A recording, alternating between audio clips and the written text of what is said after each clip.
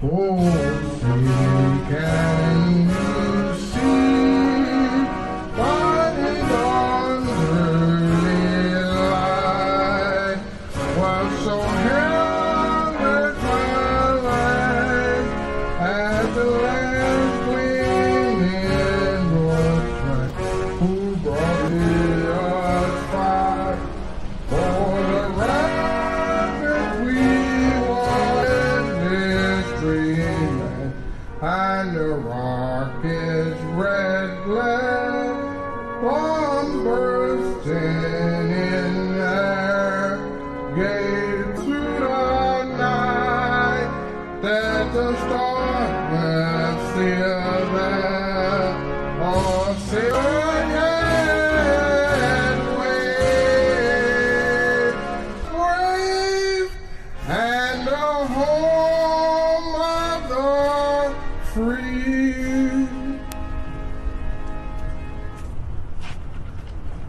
Join me in prayer.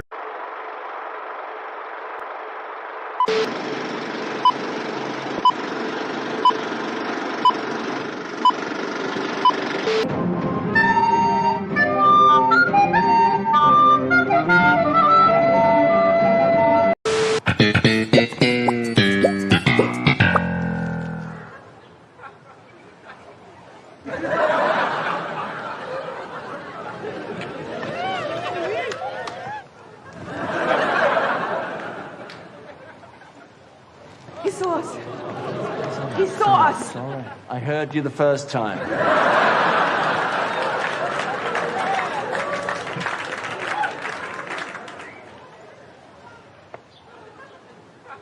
Things I do for love.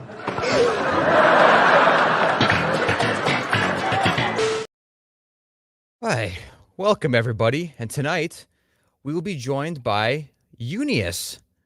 Just kidding, we're not getting joined by Unius. You guys wish. I saw a super chat in here first. I hope Unius will be joining us. Unius is never going to come on here. I know. 90 to 95% of you show up to these chats for the Unius backstory, the Unius lore, the canon, but he's unworkable. He's unworkable. He's a loud guy. He's a funny guy, but if you got him in front of a mic, man, he would crumble. You know that. He would crumble. Yeah, he has weak integrity, and you put him on a stage, he'll just revert back to childish antics. Like he would probably say he the whole time in his head, he probably's like, say a slur, say a slur, say a slur.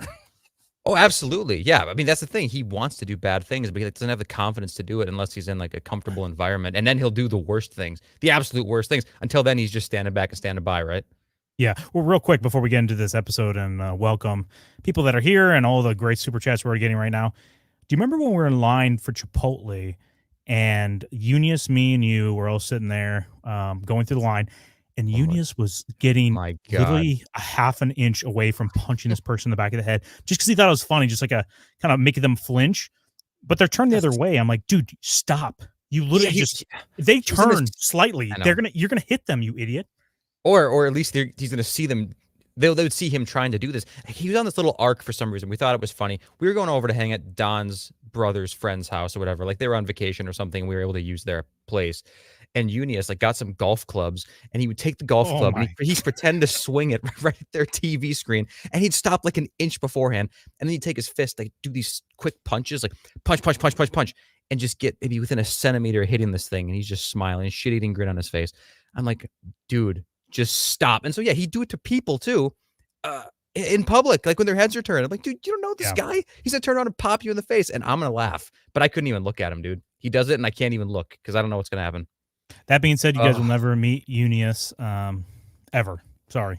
Not gonna happen. Sorry. We wish, but it's just never gonna happen. Here, real quick to start this out before we get into episode 4 of our Game of Thrones rewatch, I'm just gonna read a couple super chats we got from Christian's our first one. I don't know if you guys are familiar with Christian. He doesn't make himself known very often, but any man of the Night's Watch but not me, Don Boy. Sorry, Don Boy. This is yours to respond to. Okay. Any man of the Night's Watch but not me, Don Boy. I don't know what he means here. Is this a quote from this episode that we watched? I watched it on mute with no subtitles, so sorry if this is a quote. I'm not familiar with it. Christian, you're about to get sent to the wall. Christian is pedaling hard behind the scenes, become hand of the hilt here, and we're like, dude. First off, we don't even know who's king in the situation, let alone whose hand. But like we said, we might have seats opening up on the small council, depending on super chats or what people are doing. Yeah, we're gonna do that. I think it'd be really funny. Yeah, like have like a live scoreboard. Like, all right, you're now the hand of the king, or you're now the hand of the king, or master of ships. Whatever. Master of ships has to be the lowest, right? Master of ships. Yeah, probably. I mean, listen, when it comes to like, if it came in clutch, you'd be begging for the master of ships. Like, please, God, tell me the Navy's like on the ready. But yeah, day-to-day stuff, sorry, like they get bitch seat, they get bitch behavior, bitch treatment, whatever. But Christian, listen, man, you're cruising for hand of the Lord Commander of the Night's Watch. Not so much hand of the king. So keep it under control there, buddy. David says, I hope Unius will make an appearance tonight. Oh, David. Sorry, buddy. Thanks for the chat, though. Ver 2021. A second dragon has hit the twins. Hey, don't say that. Don't say that.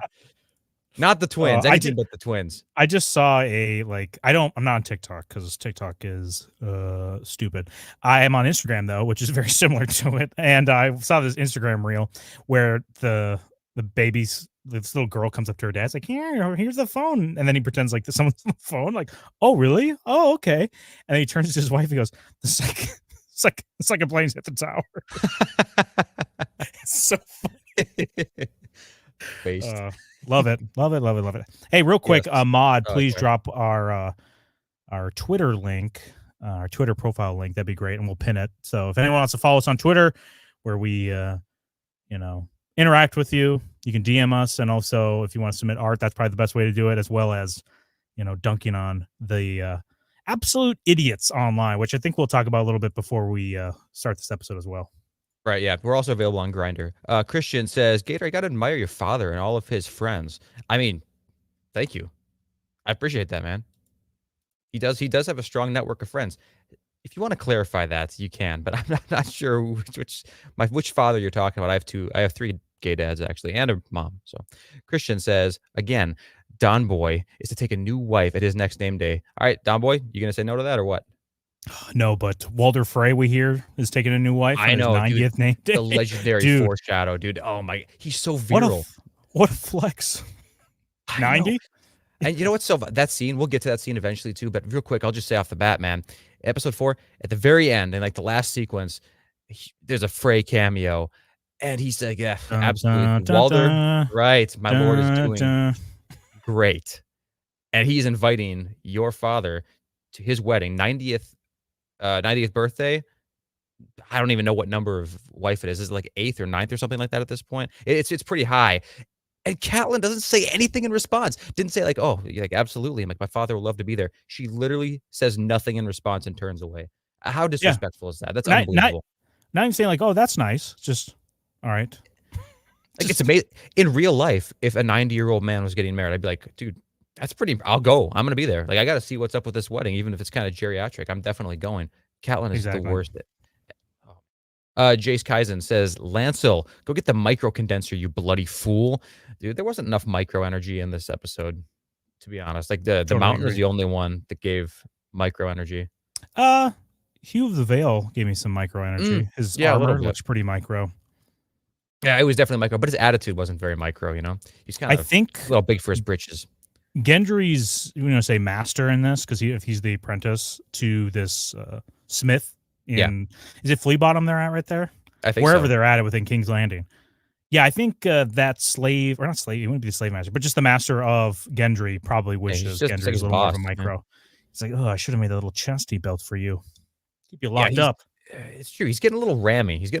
With the day. It's like, dude, if he wants your helmet, give him the helmet. Like you can make another one. How hard is it to make? Consider that practice. I don't know if anybody's ever made something, like whether it be in real life or on like online, a 3D model, whatever. If for some reason your project ends up getting wrecked and you have to redo it, it sucks. It's a huge disappointment. It's like a huge blow. However, when you remake it, it always turns out better. It's a huge time sink, but it always turns out fucking better. I don't know why that is. So you know what? If your shit gets wrecked, true.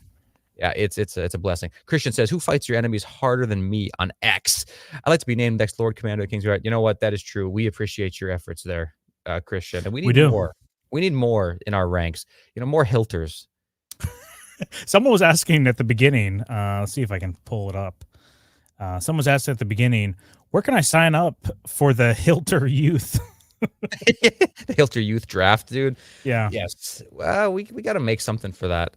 Uncle Dude, Ruckus that said it earlier. Thank I you, mean, Uncle even Ruckus. just today and yesterday, we're getting more shit online on like Reddit and Facebook and stuff for our Diddy video. People are like, oh, these disgusting degenerates are adding. I was like, dude, come on. You don't even want to know what we could do. We could make like a Hitler reference and make like a group of it.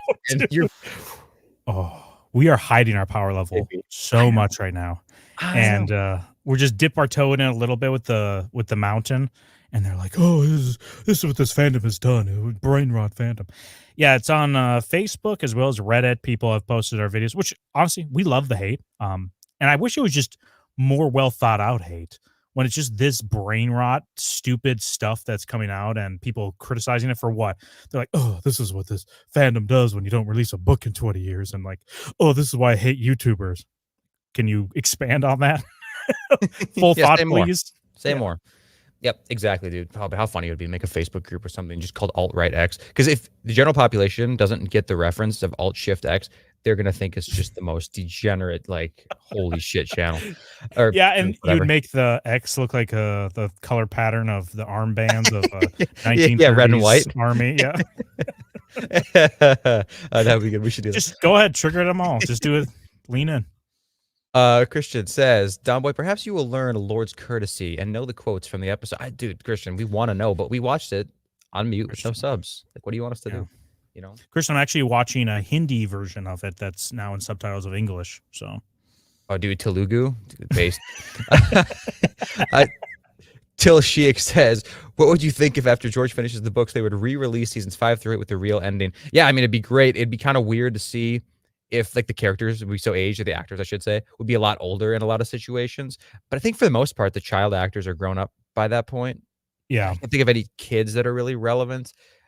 It'd be pretty cool. It'd be really weird though, I think, to introduce a lot of like Lady Stoneheart. I think Lady Stoneheart's probably gonna be pretty important, or at least do some kind of significant pivotal thing in the books. So to just kind of throw that in there at random would be pretty weird. But Hmm. I mean, I might rather see Lady Stoneheart than Cold Hands. So I don't know. Maybe it'd be okay. Yeah.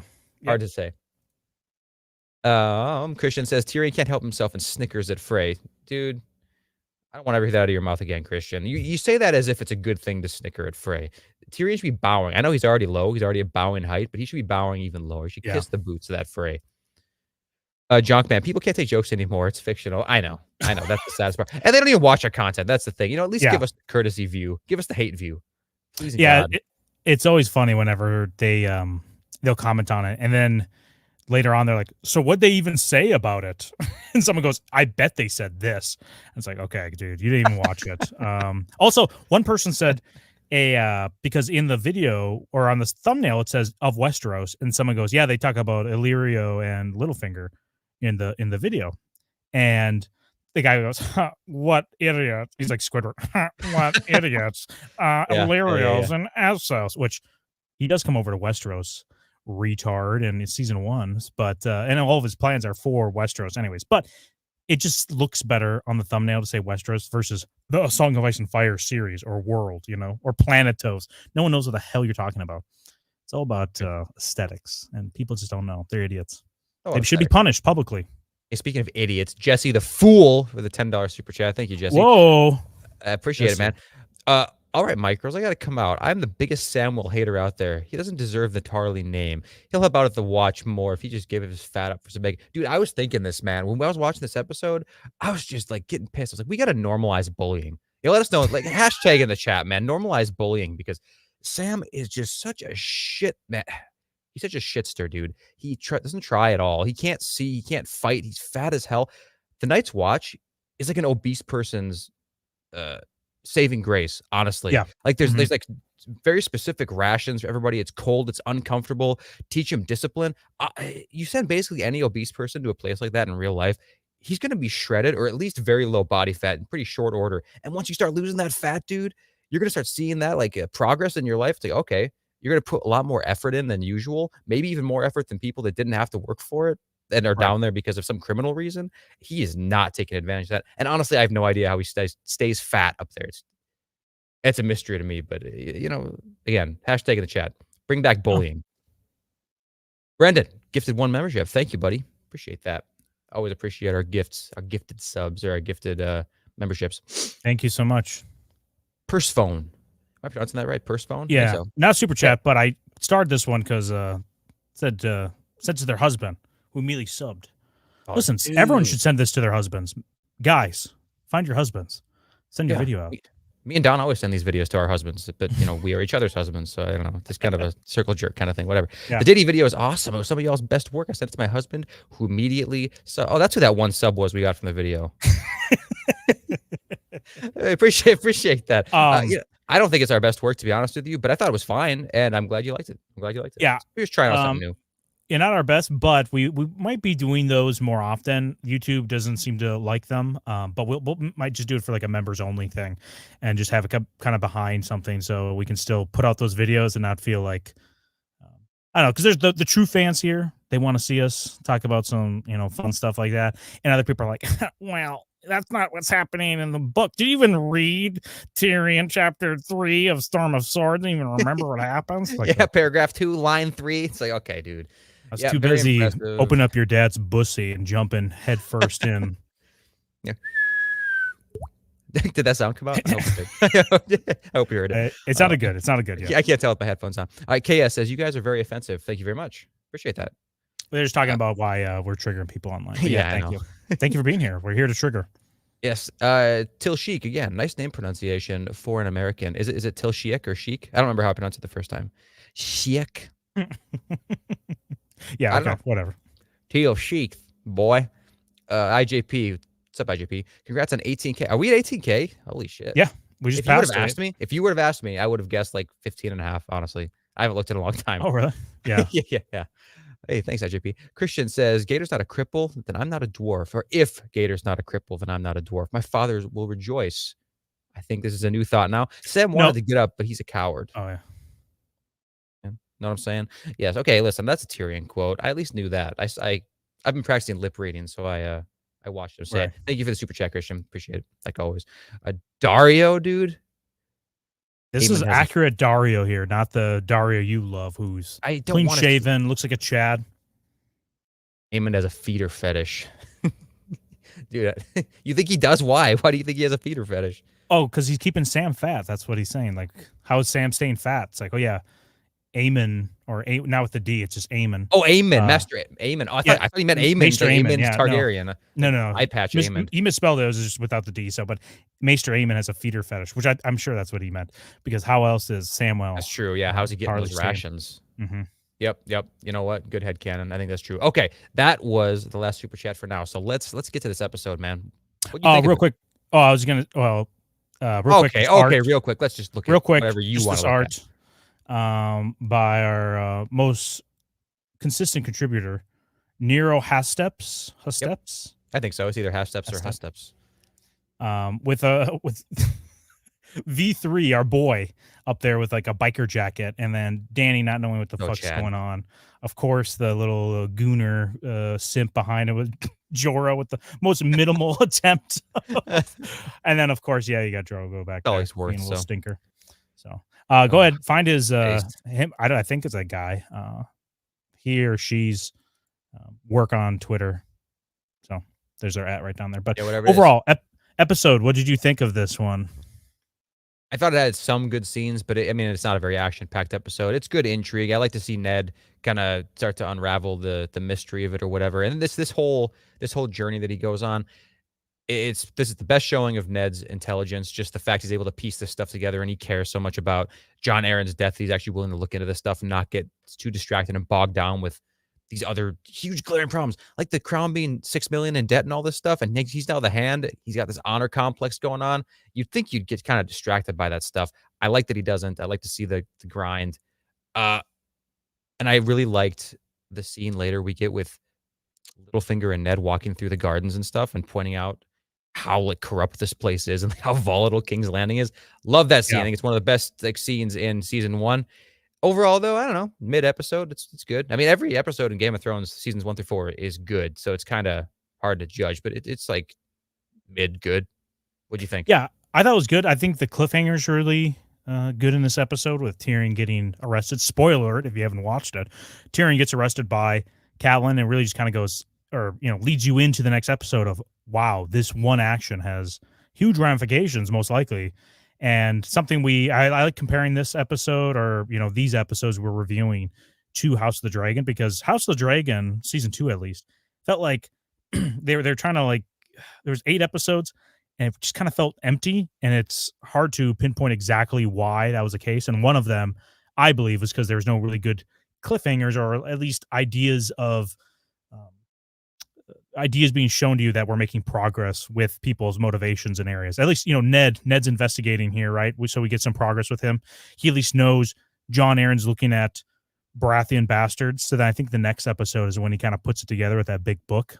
But this episode, again, well acted. There's some exposition dumps here that we had to do again. But overall, I think I was entertained by the Danny scenes, and usually Danny scenes really piss me off. As soon as our boy V3 leaves, I was gonna say V3 took he took the lead in all the Nat Geo scenes in this one, man. He took center stage, and like 90% of what he was saying was based, if you don't count the stupid prostitute scene, which went on for way too long, dude. That scene, I know. I do not remember it being that long. Holy shit, that was long. I was like checking out. I got to see every single thing on his, like, all the details of that scene I was able to analyze because I was so bored by the conversation happening. Also, dude, he has like complete erection control in that scene. You notice that? Like, he's just kind of given this, like you said, exposition, and he starts talking about the sizes of the skulls in the Red Keep. He's like, yeah, they start out pretty small, but then as you get closer to the throne, they get bigger and bigger and bigger. And every time he says bigger and bigger, she's like, like, it's getting bigger, bigger. It's like, how are you doing this, dude? He's been sitting there talking for 5 full minutes. It's not like she just arrived and the erection's a coincidence. He's got a lot of control. Well, when you live on the streets of Essos, what else do you have to do other than control of your size, your penis at will? You gotta get good at something. That's right. Yeah, he learned all the tricks, man. Well, okay, let's just go into it, like, kind of scene by scene, just kind of general thoughts of certain things, because I like most of this episode, every scene kind of has like something like character building, or, like we said, exposition that doesn't seem to be too heavy-handed. Not yet. At first, we get our Blood Raven kind of teasing Bran to come down to the crypts of Winterfell. I mean, I really think if someone's listening that wants to do art, I mean, someone else always is. I love the idea of making Blood Raven into this kind of creep that's like, come on down, come on into my Weirwood van, my white Weirwood van. Oh, I need you, boy. I got something for you, real. And in this they change it because he's the Three-Eyed Crow in the books, and here they call him the Three-Eyed Raven. But this is clearly a grooming session by the Three-Eyed Raven to Bran, telling him, get down to the crypts. That's one of those changes from book to show. I have no idea what the motivation is behind it. Is it just because they're, like, a lot of times the Night's Watchmen are referred to as crows, and they didn't want it to get conflated between Bloodraven and the Night's Watch, which is kind of weird because Bloodraven was once a member of the Night's Watch, so it's kind of that's just one of those things I don't understand at all. Because, like, you'd think they would keep that reference then, and they would, like, derogatorily refer to the Night's Watchmen as ravens if they're going to make this change from. I don't know, really strange. Yeah, I mean, it's weird though too in the books that it's Three-Eyed Crow, even though his name is Bloodraven, right? So it's not like Blood Crow, and that's what his name is, and it doesn't make sense. It's kind of makes more sense to have him just called the Three-Eyed Raven. Makes more and less, right? It's a weird change to do, I guess. It just seems pointless. It seems pointless. Next scene. Well, it's keeping. Yeah. Oh shoot! I didn't have a picture of it. I wanted to have a picture of old Nan, her waking up, Bran from his dream, and just makes me think. We had somebody on Twitter asked us, who do we think? Because I think it was after that we released the Diddy video. That who's the Alex Jones? And we said Rhaegar was an Alex Jones because of all the prophecies he's into. It's kind of like conspiracy theories of Alex Jones. But I forgot who it was on Twitter. Maybe they're watching right now. They said, I think it's old Nan. Old Nan is the Alex Jones. It might be because she kind of believes every conspiracy. It's not like Rhaegar where it's like this one conspiracy he's really sure is there and he's trying to make it real. I think that might be true. Old Nan kind of is. She believes all of them. It's like the question, right? It's not like, no, all these conspiracies. No. Conspiracy, singular. Yeah. All these things are related. All the strings point to one place, and it's a big mystery as to what that is. Dude, Old Nan's based. You know why Old Nan's really sitting in that room, though, that whole time? You know why? Tell me. because she has to defend Bran and his morning wood, I guess, from the let's just say curious, quote unquote, curious Hodor, who Oh could my. wander in there at any time and do who knows what to our poor little boy because the unbelievably irresponsible Starks allow this guy around. And then in that same scene, what do we get? Theon busts in there, disrespecting the guild for the franchise. He starts talking shit, and then he calls Hodor right in there. It's like, I know. thanks a lot, Theon, dude. This place would just be a no Hodor zone. Yeah, it's supposed to be a safe space, and you bring literally the predator into the room with the child, the victim. Yes. Yeah, I like the idea of old Nan being Alex Jones-esque, with her thinking that we live in the eye of a giant as well. What was the name of the giants? Like, oh yeah, she just said it last episode. Something M or G. Someone in the chat might. Yes, but I just like the we live in the eye of a giant. Don't you understand? Ah! That's Macumber. Macumber. I looked it up. Thank you. No, I like this, and we need to have a come to Jesus moment with Hodor, and people have to come to the realization this man should not be allowed near children, no matter what. Even if you trust him for the most part, he is a slow-witted giant. Okay, you wouldn't trust your kids like aimlessly around like wildlife. Well, I say that, but then all of a sudden they're like, yeah, you go ahead and raise these direwolves. The Starks need to be called, or the Child Protective Services need to be called on the. This needs to be come to Jesus moment for the Starks as a whole, to be honest with you, and then Hodor comes down. I guess like the trickle down effect, right? Also, too, I wouldn't even put it past them. The Starks are just so trusting and so stupid. I mean, what happens when you put the pressure on Hodor? Like you say, hey, Hodor, you got to go to the wall. You got to blah, blah, blah. Something tells me he's going to know a whole lot more words than just Hodor. He's going to snap out of it, suddenly, mysteriously. It's like, all right, guys, it's been a good run. I've been mooching off you for, 20, 30 years at this point, getting all my necessities taken care of. I get to hang out with all of your kids who I'm insanely sexually attracted to for free. I think I've got my fill of stock, bussy. Time to move on. You're like, oh shit, hold on. Like, deuces, bitch. Yeah. You want to collect some super chats before we move on to the next scene where Tyrion's in Winterfell's like little throne room or entrance area? David, where's my In Defense of Cersei Lannister video? Honestly, that will come. I don't know if it's going to come in the form of specifically that, or if it'll be like a Cersei is better than Daenerys or something like that, but it'll come for sure. Tilshiak became a YouTube member. Thank you. Appreciate it, man. And let's not forget how well I pronounced your name. I'm not going to forget that compliment, okay? 775 says everyone is saying a collab with Phoenix Gashes is coming. It'll break the internet. True? Oh, yeah, dude. Yeah, we're gonna do our two-state solution with Phoenix Gashes whenever she wants to. Dude, how funny would that be? Like a totally like ironic video. We just like eat up everything she says. Like, oh, dude, that's so true. You're so right. Oh my goodness. Nothing would make me happier than to troll other YouTubers. So funny, dude. Yeah, I would do that. I would seriously do that. That'd be so funny. I hope I would be able to keep a straight face. Christian says, Gator often came to me for counsel, Ned. Why? Dude, poor Pycelle, man. Just trying to talk, have a regular conversation. Actually, he's trying to walk away. And then Ned's just grilling him on everything he knows. It's like, let me be. Let me be. Killer Moose. Sam stays fat because he's George's vessel on Westeros. I mean, that is true. Yeah. That is true. But yeah, George is like, why would he ever get skinny? I've not gotten skinny. Like, okay, George. Christian says maybe Theon's best line of the season about old Nat. No, dude. Theon needs to start respecting old man big time. Theon has no best line.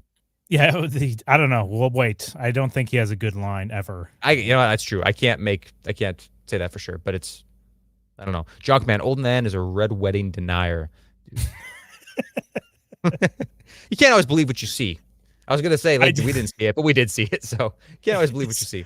Yeah, I love bringing in things like that where they're a blank denier on something. A lot of times it's true. Love it. A lot of times. Chuddy, $5. Being fellow Minnesotans, do you guys think Tim Walz has a micro? Also, we must secure the existence of the micro race in the future of our Hilter children. No, dude, I can tell you for sure that Tim Walz has a giant schlong. Yeah, firsthand experience too. First-hand experience. I spent a decent amount of time in Minneapolis, and I've seen Tim Walz many times. Honestly, I was going to make a joke, but in all seriousness, I actually have a coworker right now who used to get drunk with Tim Walz's brother all the time, and a few times Tim Walz as well. And he says they're like totally partier degenerate dudes, or at least they were in the past. They're about the same age, which is pretty funny. So I'm trying to go on timwaltzheight.com, just check how tall he is. But I swear I walked by him you got to at do the that state fair, edu. and he's not that tall. So No, definitely not that tall, and he does not have a micro. Like I said, it's probably an average penis, but he's a short guy, so it looks huge, and then his balls are actually really small. So yikes. yeah. Since you deal the old man is a climate change activist, I don't think that she is. Well, maybe she's like always worried about the weather. It's like, yo, chill. She's worried about the Always gonna- cold. I guess she's like a reverse climate change activist, right? Like it's getting too cold. Yeah. Okay. True. Yeah, reverse. Jace Kyson says, Chad Irish Catholic walks in on a dark-haired beta trying to mount disgraced BBW Charlie. I have that screen grab, Jace. Don't worry. It's a good one. Dude, it's true. They're like tickling each other and playing. Okay, I hate to keep derailing like this, but Don Boy, you and me at your parents' house, there were several times where we wouldn't walk in, we'd be like walking out of your parents' basement, and we shut the lights off, and Eunice and your brother are like tickling each other and giggling downstairs in the basement. That was weird. When It was. when my brother was trying to fall asleep and Eunice goes down there and he's bothering the shit off him, we turn off the lights and go upstairs and we can just hear them giggling. He was my brother usually would beat the shit out of Eunice for doing that stuff, but he just caught him at the right time. Yeah, got the right time, and they were both loving it. But dude, oh, absolutely, man. He is Catholic as fuck. Like anybody wants to tell me that Alistair Thorne is not Catholic, there's no way. You can't win that debate. He's Catholic as shit. Yeah. Whether or not that's good or bad, you decide. Also, too, real quick, Ver 2021. Yeah, whatever. Ver. He's using his member super chat. So if you've been a member each month, you'll get a free super chat. So go ahead, if you want to send a super chat right now, if you're a member, you're gifted a membership, you might be able to. So it's a free kind of message that we'll address for sure on the live stream. So check it out. If you're a member or if you gifted a membership, thank you, Ver, for being a member for 1 month. 2021. Just one. DeSansa drink paint thinner for fun. Dude, paint thinner for fun? Maybe. I have to smell her breath. Paint thinner. Yeah. It's a pretty distinct smell. I would say gut instinct, yes. Gut instinct, yes. But not a whole lot of it. Like, it's unhealthy in large doses. Yeah. I mean, I would think so, right? So Tyrion is in Winterfell now here.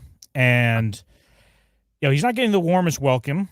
And it's understandable. And I think this is the first time we've seen like his Lannister soldiers. Maybe they're just sitting down in Winterfell this whole time, right? So he kind of groups back up with them. And, he's just like, oh, why am I not being treated well? What'd you think of this scene as Tyrion is feeling like he's getting grilled by the Starks? And then also just the follow-on like interactions here. I like this scene a little. Well, I like Tyrion in the scene, I should say. Everybody else is pissing me off because, like you say, why are you grilling him so hard? It's like, dude, just relax. Especially from Rob's point of view, dude. He's not treating him with any respect whatsoever. And Tyrion's putting him in his place. I think it's well deserved. And this is kind of a good guy Tyrion moment, Bran comes in here, he can't walk. I don't like Bran, but Tyrion has clearly been working on this saddle design like for a while. It's actually a pretty nice gesture, honestly. And like even later on, after Tyrion gets taken, by Catelyn, and Robb hears about this, he should have some serious questions about his mother. He shouldn't support it at all. Right. Well, he should not support it at all. Tyrion definitely comes down, and I understand why Robb might be on edge because first off, the Lannisters have been being real stinkers when they were there, but Tyrion, out of all of them, I think is the most reasonable one. But for whatever reason, they believe he is. Well, I wouldn't even say they believe him. I think they just generally think the Lannisters are up to no good because the reason why they think it's Tyrion that hired the assassin is because of Littlefinger. So that message could not have gone back up to Robb, right, to kind of taint his thoughts on it. So this is only going off the fact that, it's only going off the fact that Catelyn thinks Lannisters are behind this. He's grouping all Lannisters together. He's not doing a good job. Then again, Robb's a kid, so you can't really give him the highest, hold him up to the highest standard. But still, dude, chill out. Don't make any enemies here, and just do what you're told as the Lord of Winterfell. Instead, he's, being a little stinker to Tyrion, and Tyrion ends up being a nice guy, making these great drawings for him. I think I have a picture of it. These are great drawings. It's really not bad. Like if you told me, if I was like some kind of leather worker or whatever, like if I had a leather worker and a metal worker, these two guys, and you gave him this design and say to make it, this would actually be great, especially in this era. It'd be like, oh, dude, like a picture to actually give me direction, not just some dude with a disgusting northern accent trying to piece two words together to describe to me what they want. This is actually amazing. So they should be way more appreciative than they are. Also, the way that Hodor is holding Bran is pathetic. Like he's really selling the fact he's a retard well. Yeah. Also, the in that interaction when they're standing there, he's holding Bran. He's like, "Lower him down. My neck hurts looking up so much." It wasn't even that high up, but No. it just made me think of, if it actually was up high, it'd probably be the height of those old TVs you used to play video games on at like Walmart or Target, and you sit there while your mom's like shopping. You're like, holy Oh, shit. like I'm playing. crank. Like have my Yeah. head cranked way up, dude. Oh, yeah. I You're remember that. like pinching a nerve. Yeah. I've been sitting here for like 10 minutes looking straight up. There's no bueno. I think that's exactly what they were trying to replicate here. They're trying to evoke those memories for us. And, it didn't work that well, but respect the effort. I like Tyrion's kind of Dr. Phil therapist tactics here too. It's like, does not give a shit. It's like, I'm not a cripple. It's like, yeah, you are. Shut the fuck up. If you're not a cripple, then I'm not hung like a horse. You know what I mean? I thought it was you can great. tell my father that I'm not a cripple. He'll be happy to hear it.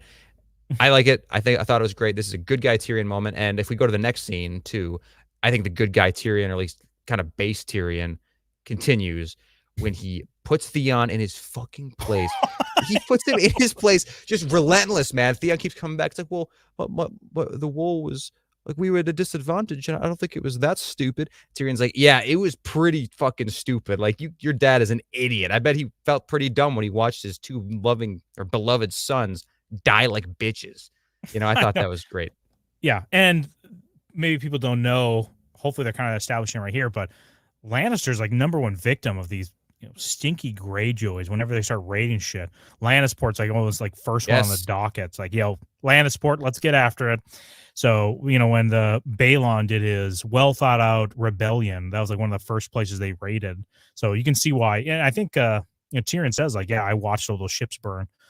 Like I definitely watched the second tower hit Lannisport. Or the second plane hit Lannisport. Yeah, and then what's funny about this scene too? After Tyrion gets done roasting him, notice from an elevated point, so he's looking down on him like super Chad move. Real micro energy coming from Tyrion in this scene, but after he gets done roasting Theon is so emasculated and so I don't even know defeated that what does he do? He like recommends Tyrion his favorite sleeve, Roz. Recommends like, hey, I have sex with this woman regularly. I pay for it, and she's great. She's really great. I would love for you to have a turn with her, but can I watch? Maybe can I watch you? It's like that is so pathetic, dude. And then he goes and does it too. Tyrion does, which kind of L moment for Tyrion there, but maybe for the disrespect, I do have some respect for that decision. I don't know. I don't know how desperate I have to be to not only have to go to a prostitute to get my nut, but then on top of it, think there's probably a guy here, maybe today, or at least yesterday, that, either nutted or pre-nutted in this lady. And now I'm going to get that all over my D. It's like, come on, dude, that's kind of gross. Like the hygiene standards back then. True. They weren't pressure washing that thing. Well, maybe Tyrion just said it. He has no intention of doing it either. Because like Theon, like I said, he's just so emasculated now. His brain is firing, trying to think of something to say, like to come back with, and all he can think of is to recommend his favorite prostitute, who he actually is somewhat attached to. He probably is kicking himself after saying that. And Tyrion could have been a nice guy and detected that and been like, oh, you know what? I think I'll have someone else. I'm not going to mess with your girl. But instead, he's just like, yeah, I'll tell Roz you said hello, and then gave him a wink. It's great. Oh, yeah? Well, the prostitute store called, and the best one is Roz, and I highly recommend her. Roasted, dude. Yeah, nice try. I'm sure he's having his jerk store moment afterwards, thinking of like, what should I have said to this guy? Yep, he's got it prepared for the next time he sees. You should have said like, here, let me draw you up some schematics. That way you can actually properly mount a woman. Was Theon even in the room when he had the schematics before? Was he in the room? If he was in the room, then I think that's a good idea. If not, see, he knows his audience, man. Tyrion knows his audience. Yeah. He wouldn't have caught the reference. No, I think he might have been in there. Anyways, but yeah, those interactions maybe is if Tyrion didn't emasculate Theon there, do you think, Theon still betrays later on? He really kind of gray pilled him there. It's like, yo, you're just a servant boy here. You're literally a slave. I think Tyrion's words here had significant impact. I think that if Tyrion had not berated him to such an extent. And I even think that it had to be all of these steps. Like if he hadn't shit on his dad, if he hadn't shit on his brother's deaths, if he hadn't said he was going to go fuck Roz, if all of those things didn't happen, Theon never would have betrayed the Starks. Simple as that. Yeah. Well, I mean, it's weird because in the books, this is not even interaction. Actually, it might have been because I think, Tyrion's a POV. Maybe this interaction did happen. I don't remember if this interaction Whether or not, happened. man, show canon versus book canon, I'm telling you. In the show, he never would have betrayed. Fact check true. All right, so we go up to the wall and we finally get introduced to everyone's favorite fat guy, Samwell Tarly. Archbishop. Dude. Or Alistair Thorne. We get a little more of the backstory of Randall Tarly and his parentage or his, parenting style with Samwell. But Sam just looks so pathetic here, and it just pisses me off seeing him. And just actually thinking of like the threat they have at the wall. And I'm glad that Alistair kind of makes it. Who sent the super chat that kind of pointed this out? As like, he walks right up to. Oh yeah. Oh, it's Jace Kaizen. Yeah, he says Chad Irish Catholic walks up to dark-haired Beta. Oh, actually, yeah, this is well, it's about the same thing. This is for a later. It's for a later scene, but yeah, dude, exactly, dude. Alistair Thorne's such a Chad in these moments, and everything he says is so true in this. This episode pissed me off on behalf of Alistair Thorne, man. Like he's just trying to ready these guys for the seriousness and that reality of what's beyond the wall. And instead, you have Jon Snow like sneaking around at night, like, don't touch my fat little friend. It's like he's just a dead weight, dude. He's gonna drag you down. You're all gonna be fucked because of him. And Alistair is just like, dude, you guys don't know. Beyond the wall, man, we have to eat each other, okay? And I understand how appealing that might be looking at Sam. He's got a lot of energy on his body to eat, but you don't want to have to come to that, It's like a really real moment, and they can't stop fucking him over. So, what do you think about this scene though? The guy that was sent up to the wall because he was a rapist, was like beating the shit out of Sam. Yeah, dude, it's based. Let us know in the chat, Yeah, well, they're punishing him, and they kind of lift up Sam, like, dude, what the hell are you doing? He's like, I can't. It's like, you can't fight? Like, don't we have the most, like, basic animal instincts to fight? Even if it's, like, uncoordinated and stupid looking, he just lays down and takes it. Like, I can understand maybe why Randall's like, listen, there's going to be a hunt, and you're not coming back, baby boy. Listen, man, there's a certain situation where if I was getting beaten by a bunch of like multiple people, and I know for a fact I have absolutely zero chance of winning, and if I fight back, it's just gonna make them angrier. I'm not gonna fight back either. This wouldn't be that situation. It's like a training setting or whatever. I know they're not gonna kill me, so yeah, this is not the situation. It's 1-on-1 too. Yeah, it's true. Was it 1-on-1 or 1-on-2? Was it two? Was it two guys, or was it just the grapist guy, the bearded dude? I think at the I don't remember. Okay, whatever. You're right. It might have just been one. Let's just assume 1-on-1.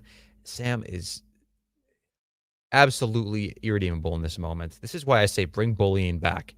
Bring bullying back for this type of situation. It's going to. When you're in a situation like this, you're isolated, it's going to do one of two things. He's going to self-delete, which, not optimal, but at least then he's not taking up everybody's rations and resources, right? And then the other option is he gets his shit together and he becomes a valuable member of the team.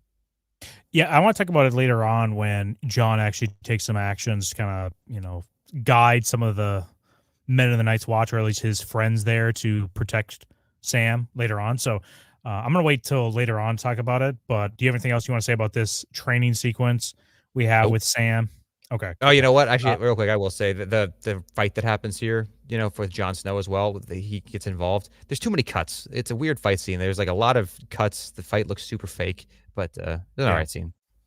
Do you want to go through some super chats here, catch up, and then we're going to go to go to the next scene. Everyone's favorite next scene. Oh, dude. Ooh. We'll touch on this briefly, I guess. Mason PA 199. Thanks, buddy boy. It says the Greyjoys are a TLC show. Yeah, they kind of are. It's super dramatic, and no one wants to watch it. By the way, anybody ever seen MILF Manor? I think I talked about that show when we were watching House of the Dragon on that stream. But the TLC show, my wife watches 90 Day Fiance, and the show MILF Manor comes on afterward. MILF Manor? They get like 15 MILFs in a house who are like in their 40s and 50s. And then they have 15 young men in the same house. They stay in a mansion for like a couple weeks or months or whatever. That's the show. And they're in their early 20s. And it's all of their sons. It's like, and they're all like intermingling and like having sex with each other and stuff in the same house. It's so bizarre, man. That's some degenerate shit right there. Yeah. Nothing wrong with the MILF, but I'm just saying, like, in that setting, no bueno. Christian No, says, no. I'll try not to wear Jana Banana out. Whoa. Yo, Whoa, where's Coke Dog whoa. in here to Yeah, where's throw down the Copa, man? gauntlet here? Yeah, that's right. We need a fight between Christian and Copa in the super chats, please. Super chat. In the Hey, super keep the chats. fights in the super chats. Exactly. You guys can fight all you want, but make sure you're paying us to do it. Wrath Sinful. Hey, man. I'll have to catch the next the live stream tomorrow. I'm on vacation at a buddy's in Utah. I got a few minutes to spare and needed to know who y'all picked for their small council. Also, screw Theon and Sam. Yeah, the small council thing, we haven't done it yet. We're going to do it. That's definitely going to be a thing we do. We just haven't had time lately, man. It's been busy in our real lives. We're using fake lives. stream. Yeah, our fake lives that we This is our real charade life. as. Yeah, I would like to do it on stream, like eventually start doing like OBS stream, because we're using StreamYards right now. I'd like to do it somewhere else. That way we can like easily customize things, and we can literally just in real time change. Like, oh, looks like somebody just became the new master of the coin, hand of the king or whatever. Yeah, yeah.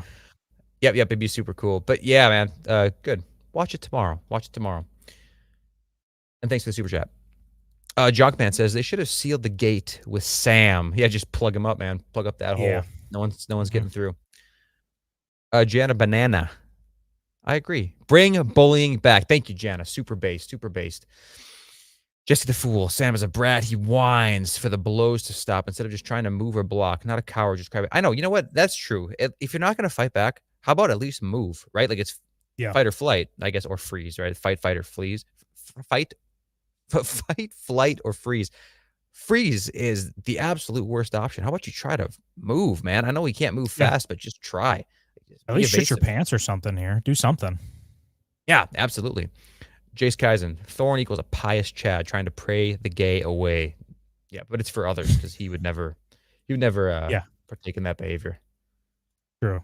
Before we actually got this sex scene here between V3 and this little whore, we're coming to with his Dothrak, right? The little horse lord, capital of the world, this cringe area where Viserys rightfully points out that this culture sucks, this place sucks, and you shouldn't take any pride in this culture. And Danny right away is like, why? These are my people. Stop it. I'm like, dude, if you had any understanding of what the Red Keep or just King's Landing looks like in comparison to these Dothraki, your mind would be blown, let alone like, Old Town, other great and amazing areas, because King's Landing is overrated as fuck. But, if she actually knew her real history, she would look down upon these people as the dirt they actually are. Well, absolutely, yeah, for sure. She'd look way down on them, and everything except, like I said, except for the sex scene, everything Vizzy 3 says in here is so based. And they come up on the place too. They come up on Dothrak or whatever, and he's right. It's a mud pit, but if you saw it from far away and you saw these like giant stallions coming together, like to make the archway, you'd think, oh, dude, this might be kind of a cool place I'm about to go into. And then it just isn't, which tells me there's no way a Dothraki sculpted those horses. Those were commissioned or gifted or maybe somebody else made it and put it there. Yeah, stolen probably. Like looted from somewhere, or they were placed here, like I said, by somebody else. And the Dothraki came here as actual primitive nothing people, and they just decided to base their culture off of horses in that moment. Like that might have been what happened too. Either way, they didn't make it. There's no way. Yeah. Anyway, the sex scene though, it's a similar thing to what you just said, where if Daenerys knew the true of the people that she's talking about, that she would think of them as dirt. And the same is kind of true of Vizzy 3 here, because I was watching the scene and he's talking about dragons. He's talking about how like, oh, dude, the dragons are so fucking awesome. The brave men rode them. The brave men didn't kill them, all that stuff. I think Vizzy 3 is a serious victim of Targaryen propaganda. He's a victim. It kind of seems like he's coping here in a way, but I don't think that's true. I think it's not his fault he thinks this. He's never seen a dragon. He's never lived amongst them. He's never lived with people who rode dragons. If he knew the kind of people those were, he would spit on them, because his T is like way higher than the vast majority. Like Maegor is cool, right? Maegor the Cruel, for example. He's awesome. Maegor the Cool, The Maegor the Cool. But do you think he needed Balerion the Black Dread, to be cool? No way. That was an accessory. He could have done just as much damage on foot with a sword with Dark Sister. Yeah, no, I think he's definitely a victim of Targaryen propaganda, and it's unfortunate because we love Vizzy 3, and if he had a dragon, I think a lot of people would be on his side, but because he doesn't have it, everyone's like, what? It's like one of those people who are you would never interact with, but just because their status and wealth, you're like, okay, I'll put up with them. I think their jokes are funny, but if they were just at a party, with a bunch of like normies, you wouldn't Yeah. ever want to hang out with this person ever. That's kind of the vibe I kind of get a little bit, but yeah, definitely, but what else does he have other than this propaganda? If I'm him, I'm also biting on the Exactly. propaganda. I got to live for something. Something's got to keep me going after I sell my mom's crown just to make ends meet. And I have this Down syndrome sister always around me, just like constantly giving me the blue screen of death look, from a human being. But yeah, Well, exactly, and you hear about dragons in the past too. You think like, oh, dude, like my Targaryen lords, like they hunted down and claimed a dragon and trained them. It's like he doesn't understand the reality of it, where a Targaryen allegedly has like a magical connection to dragons, and all they have to do is make themselves known to a dragon who's already been trained to obey commands by some random, well, yeah, like now, yeah, disgusting filth dude right in the basement. You just walk up and pick your poison. Like, I want that one, father. It's like, okay, that's your dragon now. It's like that's all you need to do, and then they're pre-trained. They come pre-trained. If he knew, he wouldn't think this way. But hey, in the scene also, just last thing I'm gonna say about it, I love when she starts mouthing off too much and it snaps him back into reality. He's like, hey, what the? oh yeah, What are we talking about here? What the hell did I buy you for? And then she just has such a wrong misconception. He's just like, can you just well, start hopping? yeah. I like when he's like, you made me sad. Why'd you do that? Like that's not what you're supposed to do. I got you to make Dany a better lover, and you're a horrible lover. Like, what the hell is going on here? I have a sad boner now. But also, I like the cameo that we get of Meraxes. Or did he say Melis? No, Vagar, he said there. He said Vagar, he said Balerion, he said Meraxes. Yeah, I don't. He didn't say Vermithor. I don't remember. He said a few. yeah, said a bunch of them. But yeah, scene overall, liked it because Vizzy 3 snapped out of it. His voice is great, and he could have been a great Loki if Tom Hiddleston didn't have the role. I think he has that kind of archetypal look of it, and he's great casting for a Targaryen.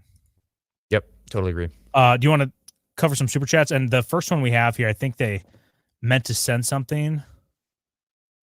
Yeah, there's two later. So, yep. So Chrysalis 4.99, and I assume this is a super chat to go along with it. Thank you very much, by the way. As I had a super chat for them spitting fucking facts, truth about Vizzy 3. Yes, we're the only ones you're gonna find on YouTube doing that. So we got to provide. Yep. We got to provide for the people. Yeah. Gandalf the Ghetto. Sam is in the running for Cuck of the North. Yeah, I mean maybe a little bit. He kind of gets off on hearing about Jon like somewhat describe a woman's like breast. Like that's kind of. Yeah. Well, It's bizarre. I don't know if He gets in a tickly mood. Yeah, it's exactly. It's not really cuck behavior. It's kind of.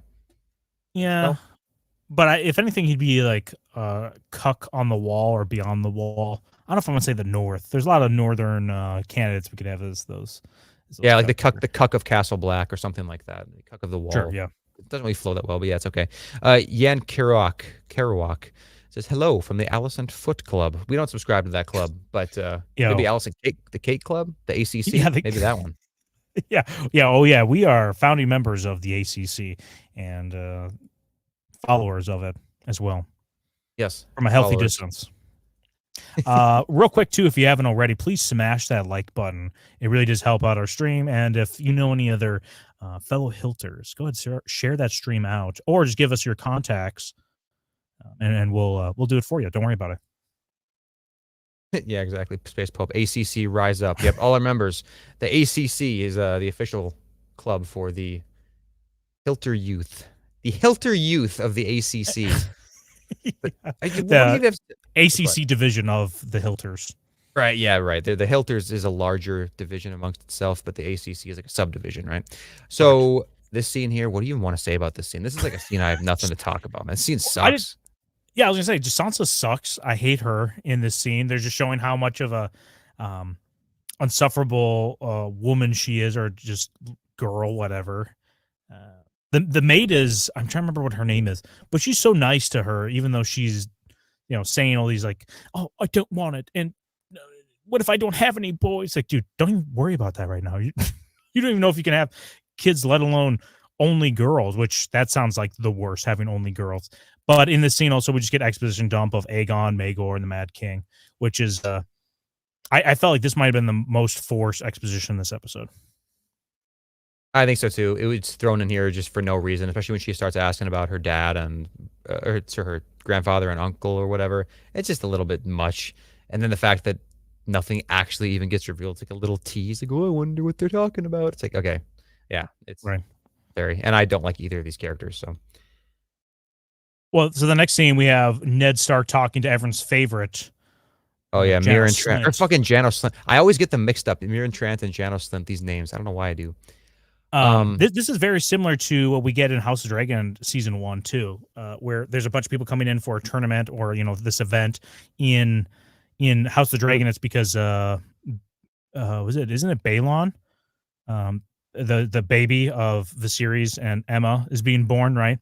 And that's what they're having this whole big tournament for, and Daemon has to go out and clean up King's Landing. Janos Slint really needs some Daemon energy to clean up King's Landing. He's like, we just don't have enough men. It's like, dude, start cutting off, tips. Start circumcising, King's Landing. I think the issues are going to start going away. Looks like he has high blood pressure. Look at him.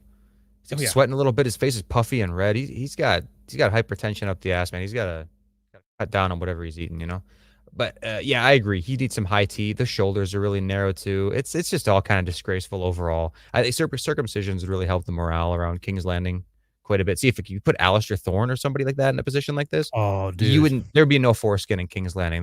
That'd be off to the narrow sea, right? Like Blackwater Bay, just dump loads of foreskins off. As of now, it's all foreskin. That's all that's down there. That's the reason for all the degeneracy. It's bad. No piousness at all. Yeah, they're flooding into King's Landing, and I really wish we got in a line. I wish we would have that they're eating the cats in King's Landing. There's nothing to eat here. People are flooding in. There's no checks at the wall. People are just coming in, eating the cats and dogs. They're eating the pets. Yeah, I wish. Embarrassing. I wish. Gotta clean it up. Everyone's favorite character, Pycelle. We immediately go into Ned, pressing Pycelle on like, hey, what was the last thing John Aaron was talking to you about? And I love the interaction where he's like, what did he say? It was something like, why did John Aaron come to you? He's like, well, because I give advice to people. I'm the Grand Maester, like why else would people come? People come to me for advice, believe it or not. Ned Stark. Like, what the fuck? Yeah, I know. It's pretty insulting. And we get this scene and I feel bad for Pycelle in this moment. And I don't know how much Pycelle knows. Okay, I don't know how much he knows, but if he had anything to do with John Aaron's murder, which is like, it's very believable that he would, right? It's very believable. If he did, though, he is playing it so well, playing the innocent so well. There's not even a hint of like suspiciousness or guilt in his voice at all. Because it's like, well, I mean, what else would he have died from, dude? And Ned Stark's like, poison. And he's like, oh, wow, yeah, that's a thought. But, honestly, I don't think so because he was pretty loved by everybody. It's kind of, I don't know. It just kind of seemed like a sickness to me. That's just my opinion. Right. But it was really well done. And he pulls out this book, like the great 3-ring binder of people's hair colors. And I thought, man, he's doing a terrible job of keeping that thing like tidy. Like, look how bad it is. The pages are different, like dimensions a lot of the time. Like, you tell me you can't snip the edges of one of those pages, make it a little bit nicer. It's all disheveled. The binding is falling apart. But at the same time, he can't even get to his own room to like do anything on his own. He's constantly being bothered by hands of the king. Like John Aaron's coming in here asking to read this thing all the time. Ned's asking to read it. Probably spilled coffee all over it or who knows what else. Yes, I went into the scene thinking that Pycelle didn't have his shit together. I came out of the scene thinking that he did. Yeah. And that's what I like Pycelle in this scene. Is really good. I don't think he knew, but I'm putting a poll in the chat right now. Did he know? Did he know? I don't think he did, because why would he give him this book? Why wouldn't he just give him some other random book to cover up for the Lannisters? Well, why would he tell him? That's exactly right. Why would he even tell him that he came looking for a book? If Pycelle doesn't tell Ned that he never went looking for a book, Ned never even suspects that he came looking for this book. So it's yeah, absolutely. Real quick, Copa Ex Machina came for the Game of Thrones stock, stayed for the book binding lecture. Hey man, rewatch the scene. Check out that binding. Thank me later. Yeah. We got another super chat here Yeah, from Greg. Greg. Oh, dude. Ooh. Is this the Greg I'm thinking of? Bobby B should have gone on a crusade or something. King's Landing full of nerds. You don't deserve such a Chadley king. Shaking my head. Yeah. I mean, it's not necessarily a crusade. It would have been a pretty quick cleanup. But I've been pretty much any base king that they've ever had in King's Landing. I don't know when exactly the filth really started to grow, but maybe we're thinking too poorly of Daenerys sometimes. I almost think that when I think of how she cleaned up the streets in season 8. I think it was a little bit Yeah. too much of a sweep because she killed a lot of innocent people too, like some nice people. But that type of thing is needed in King's Landing. There needs to be a purification, let's just say. Yeah, I totally agree. Starting from scratch is probably a good way to go about it. But Yeah, Danny, not the I best think way. it's just the delivery of it, right? Yeah, it's the packaging Danny had. With this book Just make too, it funny, you know. Oh yeah, she definitely should have like at least had some levity to it. Mhm. This book, why do they need descriptions of these people? You know, kind of Right. weird book to have. It's like, oh, yeah, lineage. I understand. We have tons of books like that. Like these person married this person, but the description of them really is a helper for this investigation. Because if they didn't have that, they would have really been, working from nothing here. True. If they didn't have the hair colors, do you think there's any way, and this goes for the chat too, if we didn't know the hair colors, obviously Ned wouldn't have like snapped to it right in this moment, but is there any way it could have been uncovered or even suspected that this is the reason that John Aaron was killed?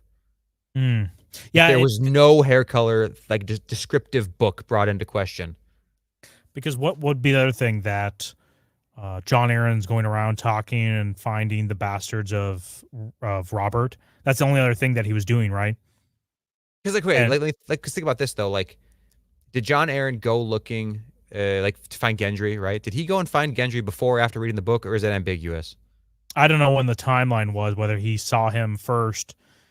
Then went to the book. Because Yeah, that's the thing. that's If true. he went and looked to Gendry or the bastards or whoever first, without the help of the book, and then only went to the book to like have for like check out this theory of his like more in depth, then I think it could possibly happen because that means the ball got rolling without the book. But if he read the book first and that led him to go find Gendry, then there's no way, right? There's no way. Then it's too convenient. I would like to see an alternate reality where this book didn't exist. And the Yeah. binding doesn't exist Yeah, either. I mean, we get it here. We'll talk about it later that, Gendry's mom had blonde hair, right? Which is a good, another point in the Lannisters are clearly bastards, or excuse me, the Baratheon children, Joffrey, Tommen, and Marcella are all bastards based off of Gendry's parentage as well. But I also like Ned's line delivery before that, where he's like, "Oh, you don't want to read this book?" And he's like, "No, I'd like to read it." Like, I don't know. The line delivery is really good. I know. Pycelle's like, I think he says like, oh, there's nothing would interest you. Or your grace, or whatever you call it. Not your grace, but my lord, probably. And yeah, he says, oh no, I like to read it. Like, when it's so funny. I know. It's just, If that was it's line so in your delivery around me. face. That would make me suspicious as shit. Like, that's the thing, Ned. It's like, if you have any suspicion that John Aaron was murdered, and you maybe even think there's a chance this guy is involved, you are the current hand. You should be a little bit more light-footed, I think. If he says like, that book wouldn't interest you, my lord, maybe he should be like, you know what, you might be right, but let me just take a peek, just real quick. I'm just curious because I'm trying to. Yeah. Like, the John Aaron was basically like a father figure to me. I just want to know what he was up to. Like, you don't have to be so aggressive. Eye contact.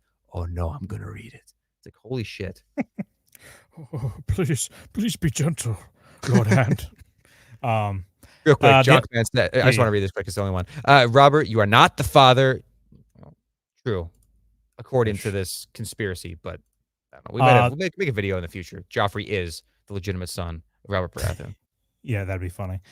The last thing from this scene that I really like is the dunking on people that use poison, which is 100% true. Another reason why Oberyn Martell sucks. But yeah, it's like poisons are used by basically women, cowards, or eunuchs, which basically just goes down to bitches. I'm trying to think of. I'm trying to keep this YouTube friendly. Yeah, I know. You know what I'm saying. The other two, yeah, you can just insert the other two. I love Pycelle's thing of that though too.